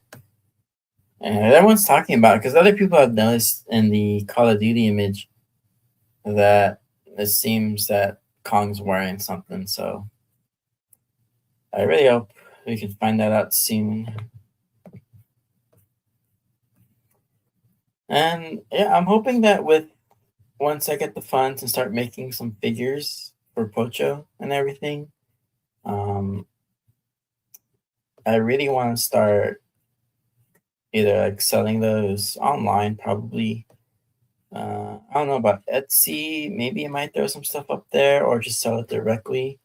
And use things like PayPal or whatever else I can use there. But um, yeah, because like I would really hope to start selling them. Ideally I want to go to conventions and I just start selling there because with I've always wanted to go conventions. One I know I've always wanted to go to was Designer Con because Designer Con has like a bunch of cool stuff there. So hopefully I'll be able to start doing that. Uh, and things like maybe actually I do really want to just because I want to go. I want to go to G Fest this year, hopefully. So there's a lot of trips I want to make. So I'm gonna try and save up for that. Um, which is why I would really appreciate anyone coming through here, sharing like my Kofi page or checking that out if you again want to get some stuff there. Because I have a lot of cool options to sort through if you want to get something that's more within your budget. I always try to be budget friendly with my commissions and stuff like that. So uh, whatever helps, um, helps me, help you. If you want to do like, if you want to create a kaiju from scratch, I also do that, which I've done before too.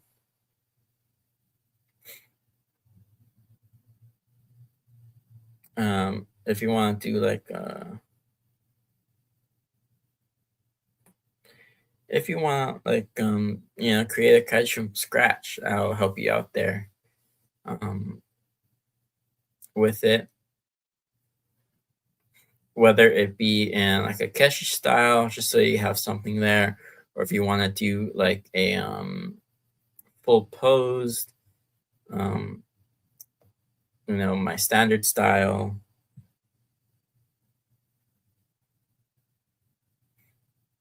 Mhm.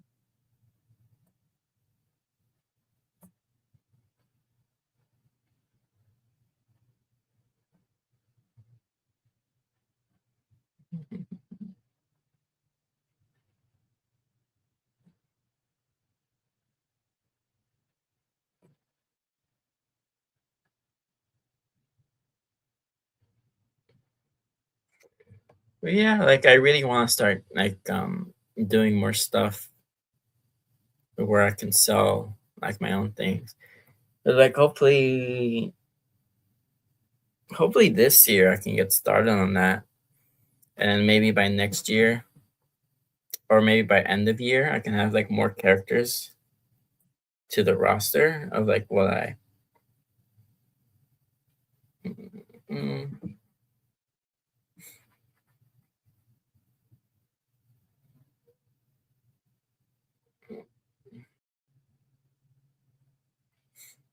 Because again, like there's lots of stuff that I really want to do, and so any avenue that can,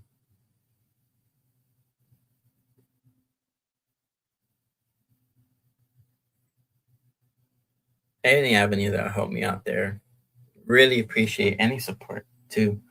Even if you just share it, like I would really appreciate sharing out,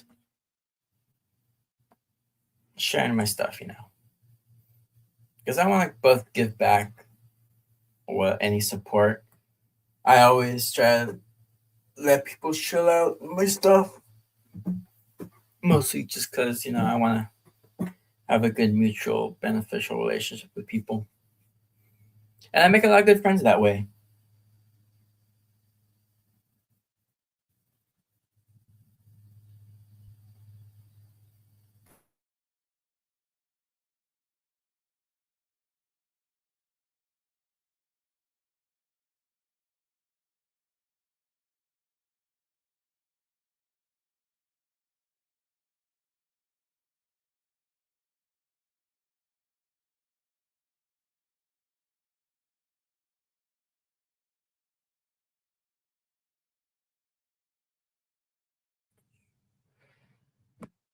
Sure.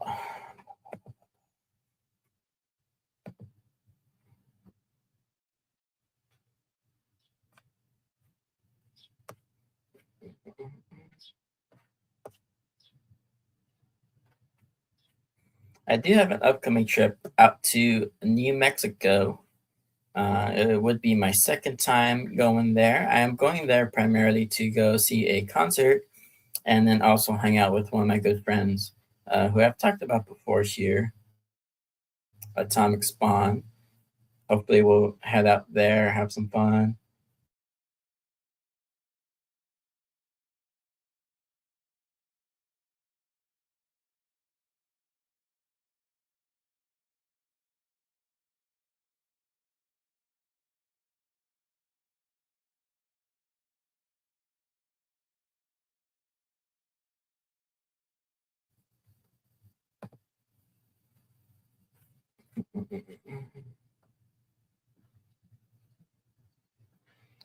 Yeah, that's a cool stuff going on.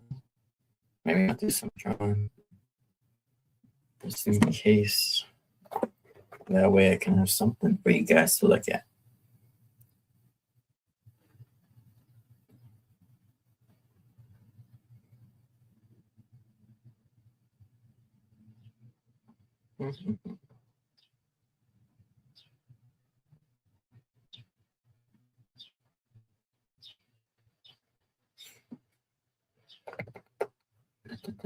Let's see here.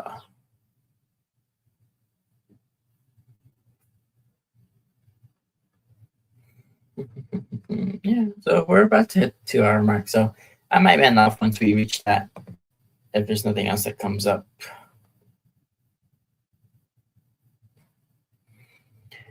Yeah, hopefully I would want to also do a little more streaming now that I have just some free time, it seems.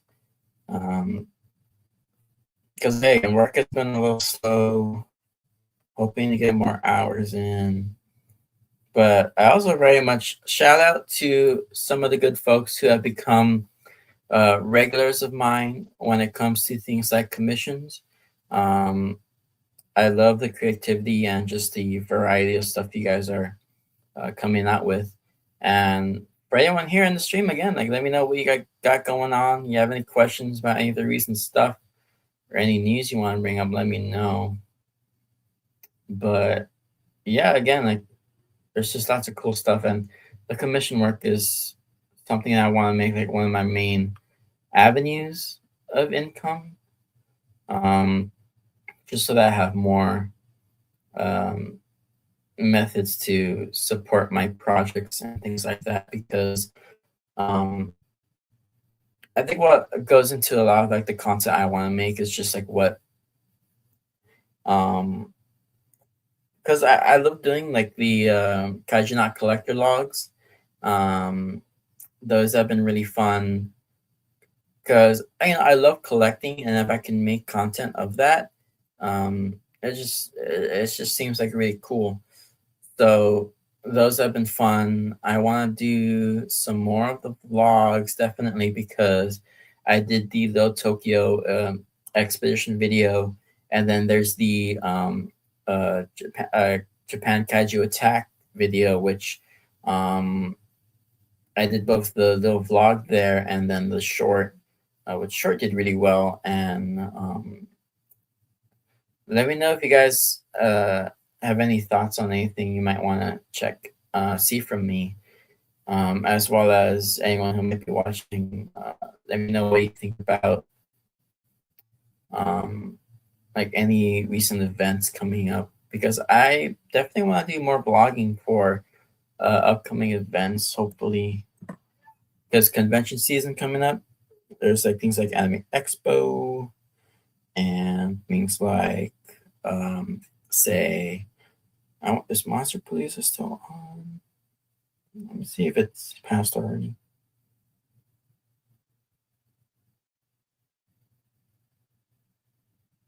Oh, that's coming up in February, March, April, May. So in May, so hopefully I can save up for that. I do have a camping trip before that, but I should be able to go to that. So I'll probably cover that too in a little vlog. I also always look forward to it every year, just because it's fun. That and some Monster Palooza is really cool.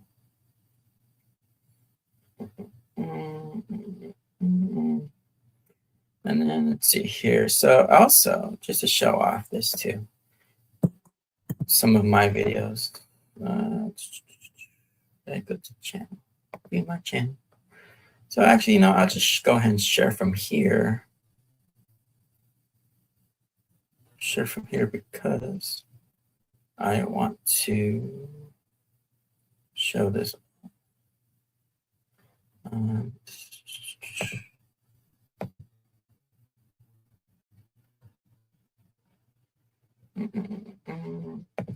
Nope, my YouTube page. Yeah, so my YouTube page here, see me live there. And so there's my defense video, which is pretty good. I have the collector logs again, really fun to do. They're pretty all right, depending on what I'm covering. The one that really took off was the Monsterverse Time Containment Spheres. So I'm wondering, like, what aspect of that made it so popular? If it was just because it was a Monsterverse or anything like that. Because I mean, these ones do all right. They do in the hundreds. This one's really fun to do because the popcorn bucket was really nice. But yeah, there's that. And then, but again, I started doing the collector logs here, and then the vlogs too. Things like that. Also, another thing I love doing is these ones. These are cool. I'll just show them. Yeah, this just goes into my process of my artwork and things like that. It's still really fun to see, and I'm trying to buy is just not upgrade. If you can hear that, let me know.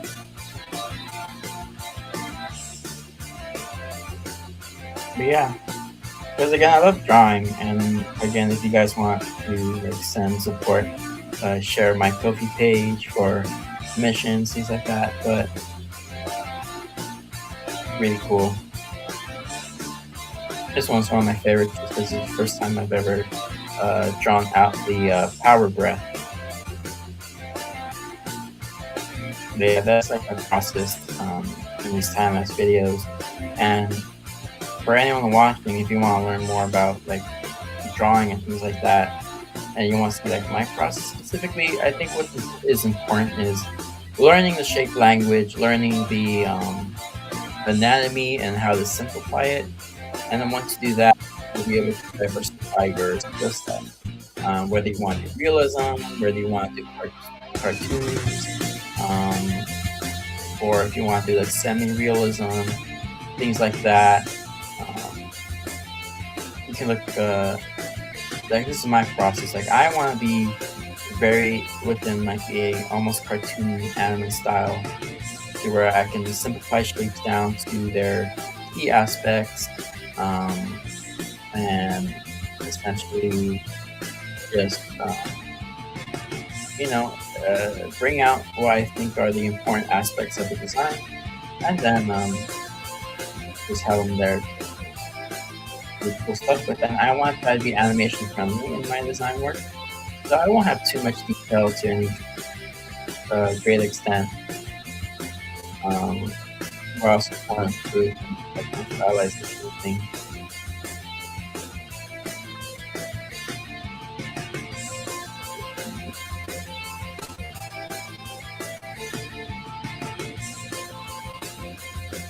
Yeah, that's what these compilations are all about. And I'm doing these videos just because they're pretty easy to pump out. They get some good traction, especially on my short of specific ones. But these are always nice to have. I might actually put out a new one, just right there, because like I can file one into a file, and then just upload it with these. And this is another Godzilla one.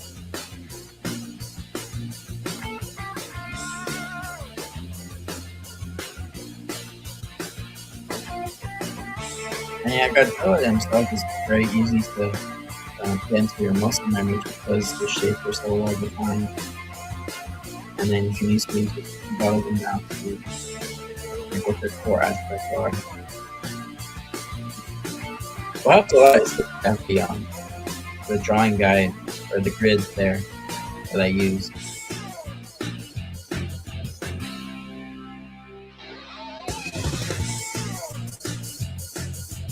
And like again, my goal is to eventually get these animated projects out. If I could find like my own studio or something like that, or get something off the ground. I've tried dabbling in a little bit of it here and there, but I think mostly I'm just gonna be doing like design, storyboard. But, if I get down to that, I might do animation and stuff. But it's a lot of work, man. That's why I don't blame like independent studios taking so long to pump out stuff. But you do blame them when they try to negate that and don't touch it like Invincible. I think it'd be a lot better if they took more time, invested more money into the animators to get more stuff out. Because there's a lot of good work in the show, but it's still few hard to see at times. Like the whole like PNG vector file, where you move the image and then boom, animate. Yeah.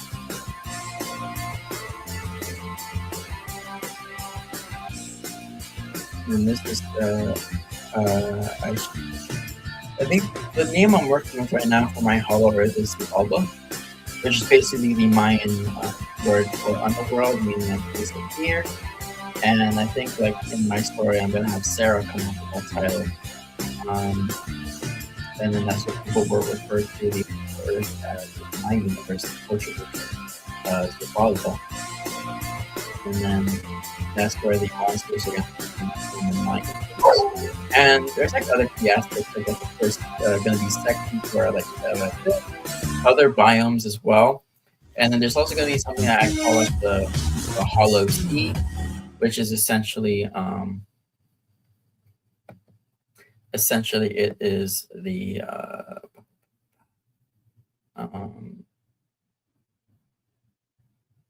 it's like a Hollow Earth, but the sea. It's kind of like the trench in the Meg movies, but like underground and essentially the Hollow Earth, but with like full ocean water, things like that.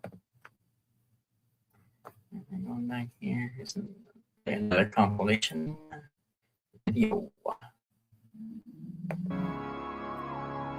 But yeah, again, drawing is fun for me.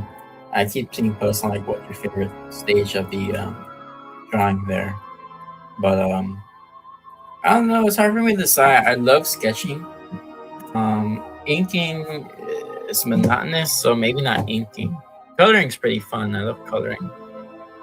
I think the sketching phase is probably best because once I have a final sketch out, it looks really cool. But I also saw something that was like I guess a trend or a meme to where people had a hard time with line art, which I get because I think line art takes time to practice, but to the point where like the line art does not match your sketching at all, I think it's preposterous. Like, are you not following your sketch as you ink? Because like that's what you're supposed to do, man. And sometimes when I do design, I like to also like do different positions, play with stuff, angles, things like that. It's always really cool.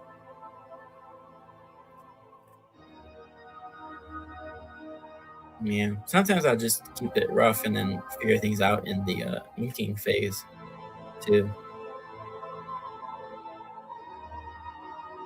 And like I said, for all these like original characters, I also want to get like the same thing for them, like Keshi figures and stuff like that. I um I want to get like hopefully I can do like blind bags if I sell at these like conventions or like pop up markets, things like that. I think it'd be really cool, and it's like my dream, and this is helping me do that.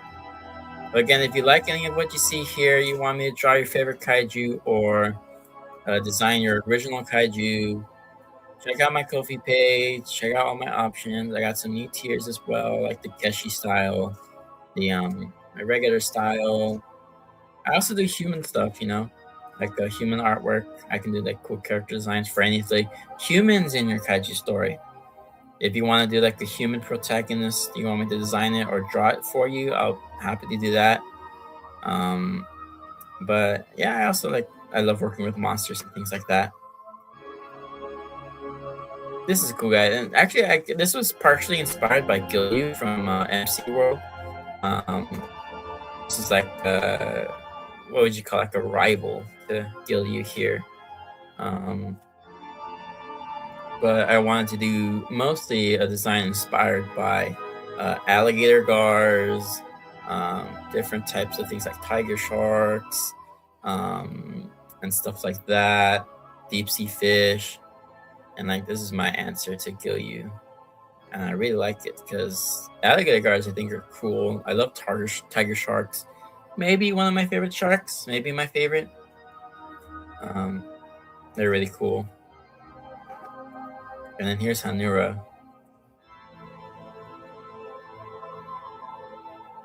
He's like my answer to Kong, but he's an actual monkey because he's got a tail.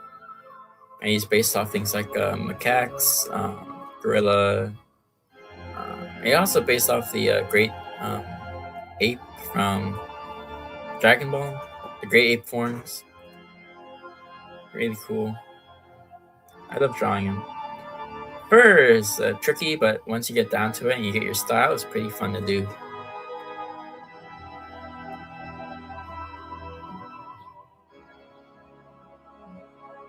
And here's another new one. This is Salamander.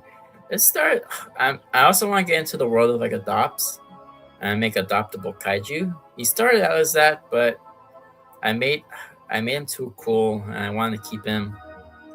But I do have a few other adopts also available on my Ko-fi page. If you want like an adoptable monster that I design and just put up for adoption, you'll get like all the rights. It'll be your character.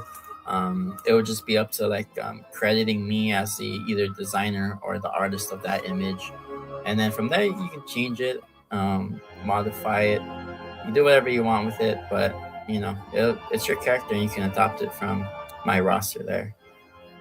And of course, here's Pocho. Pocho is the main kaiju, and also the kaiju I'm going to be doing for the fundraiser for the Keshi figure. And again, take the Keshi. I want each for like 500 USD to hire Lizard Team Productions, who you saw earlier here on the stream.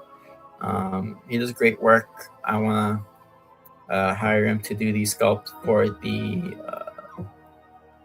sculpt for Pocho, and then also do the prototype. And then from there, I will produce my own figures with material for things like the resin and the silicone molds that I might use for that.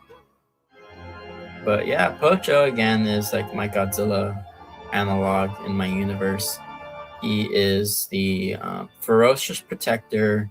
He works. His goal is to like protect and defend humanity because he sees them as an extension of his family. Because Sarah is his adoptive mother, and he grew up under her care and stuff like that. There's another illustration. I'll show off some stuff, if you guys want to watch these cool these time lapses live.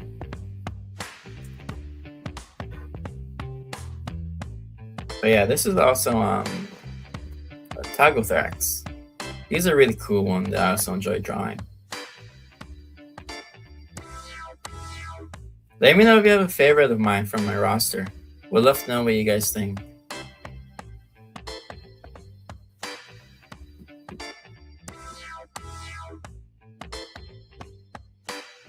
Because again, I pulled from a lot of stuff for inspiration. I went over it in the Zimcast, where I was featured as an artist, the artist musings.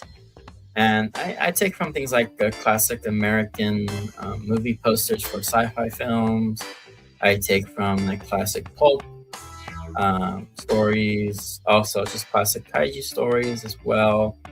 Godzilla series is a big inspiration for my design philosophy. I like to bring out the truly animalistic side of it, to where most of my designs cater more towards like something that can actually exist or that has function to exist. And then here's like King Goji, which is like one of my favorite Godzilla designs from King Kong versus Godzilla. I love drawing him. He's a little tough because he's more reptilian, has more of like a toad reptile-like face, like frog face. Yeah, Showa Godzilla is pretty easy to draw as well as fun. You can do the more goofier ones, the more serious tone ones. You can do like any style of Showa. Either part. And this right here is Slitherback. This is from my short story as well that was featured in one of Zim's Flash Fiction streams. It came from Beneath the Cove. He has a leatherback sea turtle combined with a leper seal and also an octopus. So Slitherback here is kind of like I came up with him before Titan X came out, and I guess it's like my version of Zim's Zogura to his Rawa, because like I came up with the design a while back. That right there you can see, and above him is like the initial design, and I guess just not much has changed other than like my skill level and certain things. But I love this drawing just because this is I think this is the remake of the drawing I initially made a while ago. And then this here is Gancho. He's cool. He's the canyon crawler. He is my take on, I want to say, the knuckle dragger body type. So things like Cloverfield, the Death Angels, the Mitos, that Western kaiju body type. But really, every kaiju adheres to a certain body type. I mean, look at all the countless Godzilla ripoffs. Come on now. You can't not complain about those and then also complain about the knuckle dragger, which is cool. And my guy also has more aspects to him that, like, he can crawl along the canyon walls and things like that. And then here again is another Pocho drawing. Pocho again, who I'm looking to make more figures of, things like that. He's had some slight tooling since this drawing, but yeah, he's cool. Like again, my Godzilla analog. But unlike most Godzilla analogs, I take from my favorite Godzilla 1998, to where he's more horizontal leaning. He has some speed to him. He's a little bit more agile, like Godzilla 98. But he's got some more brute strength. He's a brawler.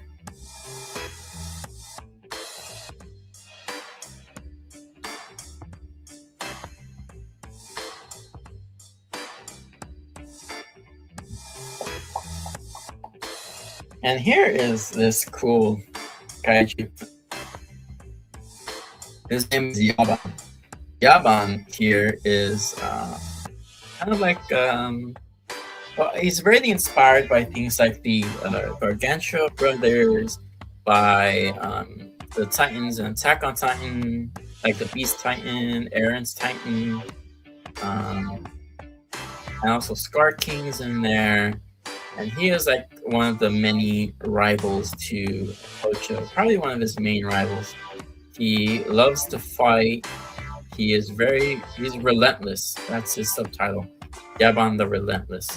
He does not give up easy. He holds grudges. he wants to show Pocho that he is no pushover and that he's not going to back down from a fight.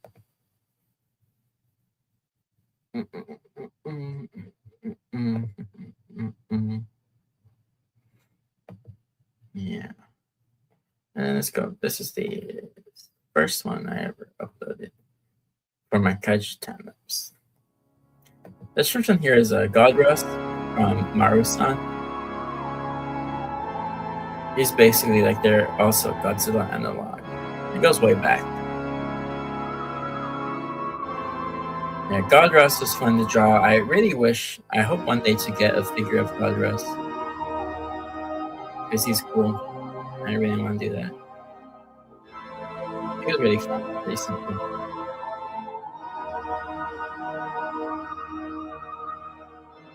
I love his color scheme too. It's one of my favorites from the figure that I saw online. And also here, this is my Godzilla 98 version. And he is basically an alternate design. I call it the night version, but I might be trying to find a cool name for it because, again, this is inspired by the issues people write, which may or may not be like trying to be more clarified with recent events. But I think that to solve like any issues, like they should make a new version of the design that sticks to what it was from Assumption, but also does some cool new things, like with colors, certain design aspects. Even just the fact that this is a more animated, cartoonish stylization of it, I think you can do a lot with it. But like if you just make a new incarnation of it and call it like Godzilla something else, or Speed Godzilla, Night Godzilla, Swift Godzilla, something like that, you can easily just bypass. You don't even have to do a design change, you just make a new trademark for it. That's how you did Zilla in the first place. So, there's ways to get past all the rights.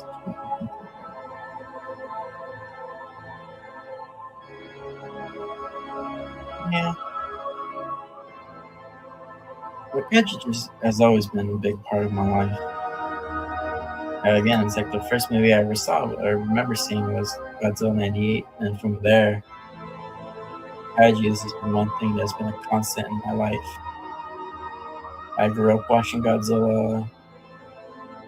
I went into adulthood loving Godzilla.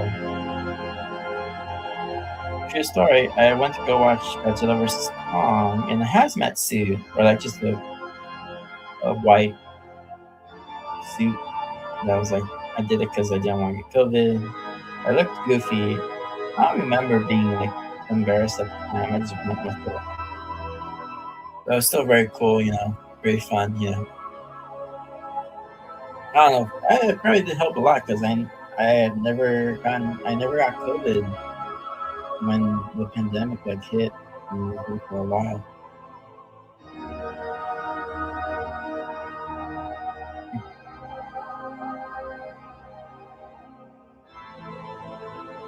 But yeah.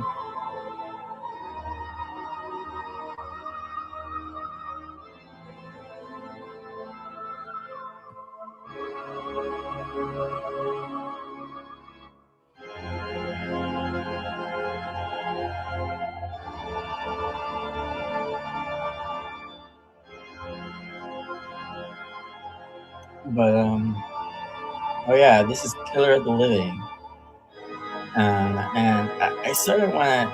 I don't know how much of this is like, or how far this will go, but similar to Zim's Gigantus thing.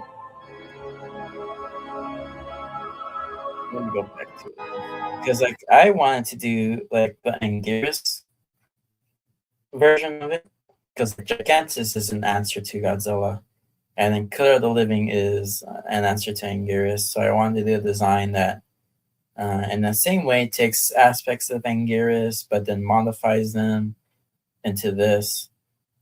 And Killer the Living is, of course, the subtitle for that monster in that movie. And so this is just not playing because of this movie.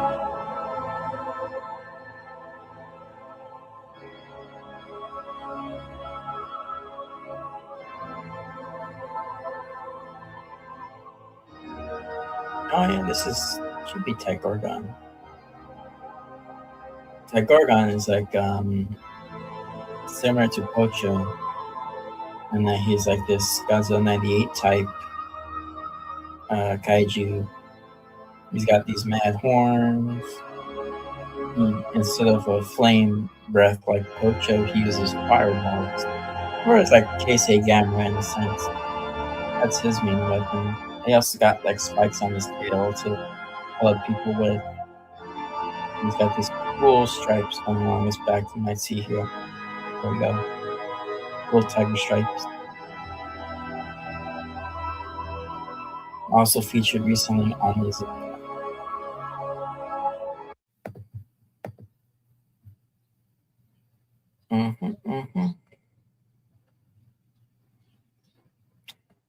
Yeah. So as you can see, art is basically one of like my main avenues for expressing myself and my love for kaiju. I love doing it, and I would love to do it for anyone who wants to check out my Ko-fi page again. Because they got a lot of stuff going on there if you want to go visit.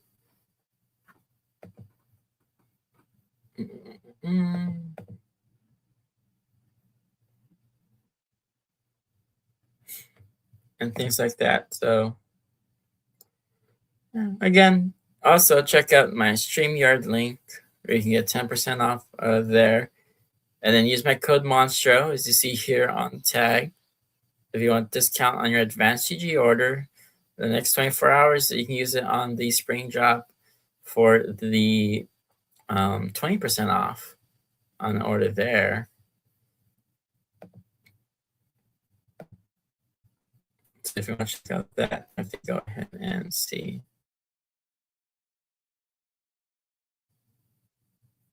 But alrighty, I'm gonna head out here. But if anyone wants to drop anything here before I go, let me know if you got any questions or any point of discussions there. Go ahead and do so. But without further ado, guys, I'm going to end off the stream there. Thank you, everyone who stopped by. Hello. Hello there. How you doing? How you doing? Welcome to the stream. Yeah, we're talking about art, kaiju, things like that. Let's see.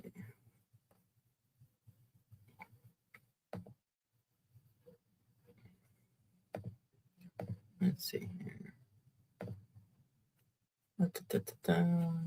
Also, I want to show off here, since Lizard King stopped by before I go, I'm going to share this cool art piece here. Now, this is his character. I think I showed it off earlier there before, actually. Did I already? I'll show it off again just because. This is my Pochoverse version of King Tyrannos. He recently retweeted on his Twitter. I'm glad that he liked it. I think King Tyrannos is an amazing kaiju. Loved his world building for it. Now, again, this is my Pochoverse version. But I also did a Pochoverse version of Zogra from Zim. And for this one, now, of course, with King Tyrannos, he is an Uramass 6 lizard. I think I got that right. That was mutated by radiation in his universe. For me, though, my kaiju are not mutations that originate from radiation. Most of my kaiju are animals that have evolved from pre-existing animals. So like Pocho, if you were to trace back his lineage and like his ancestry, he was probably like descended from a theropod dinosaur of some sort. And basically, in my Hollow Earth, there was this elements, and I don't want to get too much into it, just because I might save it for either the stories I'm writing or just I'm gonna be pretty vague about it right now, but I still want to work out some of the kinks. But there's an element found in the Hollow Earth that if a animal or organism either absorbs or consumes this element, they will undergo mutations that will modify their bodies and then cause gargantuism. And basically, gargantuism is they will mutate, transform, and adapt to these gargantuan bodies. Because in my universe, the kaiju are also most so referred to as gargantua. Um, and they are essentially large versions of animals, dinosaurs, whatever the case, prehistoric animals. And so, like, it's probably the same deal here. So, in the Pochoverse, is if Tyrannus was from there, he would be a Uromassic lizard that um, had consumed this element and then became King Tyrannus here, as you see him. And I drew him on all fours because, well, naturally, most of the lizards in Lizard King Productions universe do walk like this, and then they go upright to either fight, intimidate, or like, just see over terrain. But I drew him here on all fours just because most of the times you see fan art like that from his kaiju there, upright. But I also like how he's like on all fours. So for me, I exaggerated some of the features, added some cool armor plating just because I like armor plating. I like the cool variations you can do with it. I love all the spiky features. I also have exaggerated some of the things like the middle row of spikes that King Tyrannos has in his original design. The tail is nice and beefy, um, and the cool claws I do like. I took inspiration from things like turtles, snapping turtles, sauropods, things like that. But yeah, like that's why how I did mine. My colors, his are more like orangey, fiery orange. Mine are more like crimson red, with some tiger stripes going down because he has like these cool patterns on the original design. They're a little hard for me to replicate. I went with some simple tiger stripes, but yeah, there's that design, and maybe I'll try to see if I can find my Zogura. I think did I post it? I don't think so. I forget if I posted it. But here are some examples of my commissions too, like Sidora, Rawa, Goliath, some things I've done.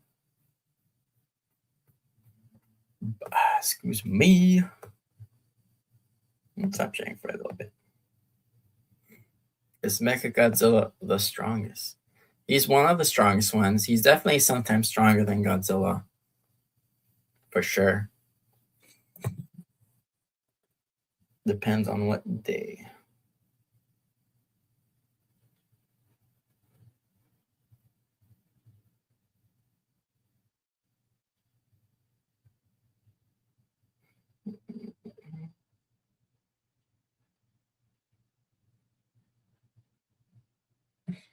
But yeah. Well, yeah, there's me featuring some of the art there. And then I might be heading out. Just right. Also, I do want to feature this though. This from One Piece because One Piece did the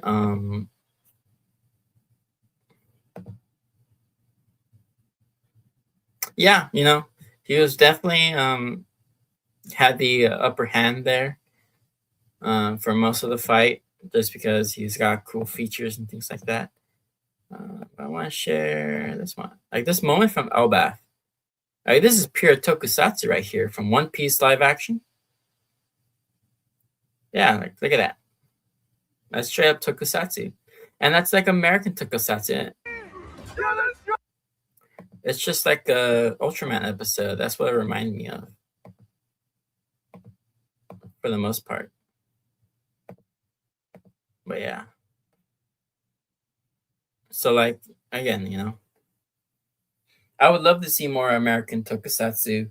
Um, hopefully down the line, it is my dream to like produce films like that, direct films like that. And actually, if I ever like, because I want to like get my stuff off the ground, have my own studio again, um, and I would want to like produce my animated features for the Pochoverse. And eventually, I do want to do a live action remake, but with tokusatsu instead of like CGI for the monsters, because I want to have like a tokusatsu Pocho movie. And I think for me, like I would rationalize it as like a remake would be better than doing an installment, just because I don't want to cause any like confusion or continuity or have like something that isn't in the animated Pochoverse style, and then I would have to deal with like casting and all the other things. But if I just do like a straight from scratch, um, like say if I do a straight from scratch remake, I can just do my own thing with that, and maybe even revise stuff from my story. But actually, let me actually show. I keep saying I'm about to go, but if anyone here has any more questions, could the new Godzilla, the pink one, beat Mecha Godzilla? I think Godzilla Evolved can definitely beat Mecha Godzilla, just because it's sort of like because Mecha Godzilla in the movie was faster and like more agile, but Godzilla Evolved is like the answer to that.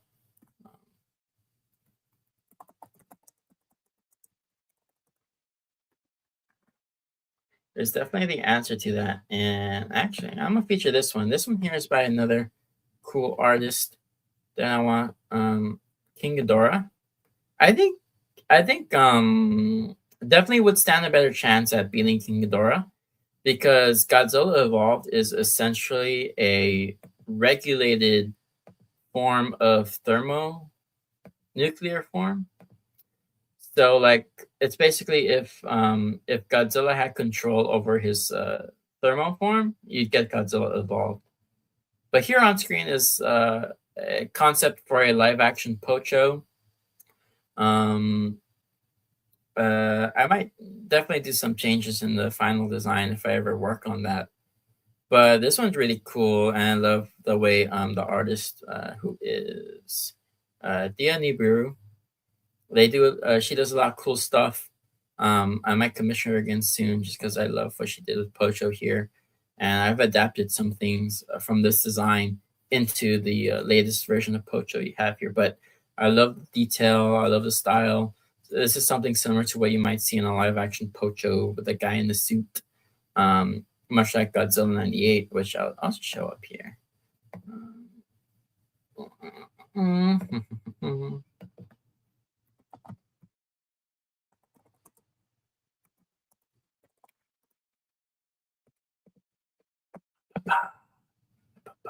And if anyone might have any questions before I head out about the fundraiser or about anything upcoming with the channel. Um, Again, if you have interested in streaming yourself, check out my referral link that is in the chat there.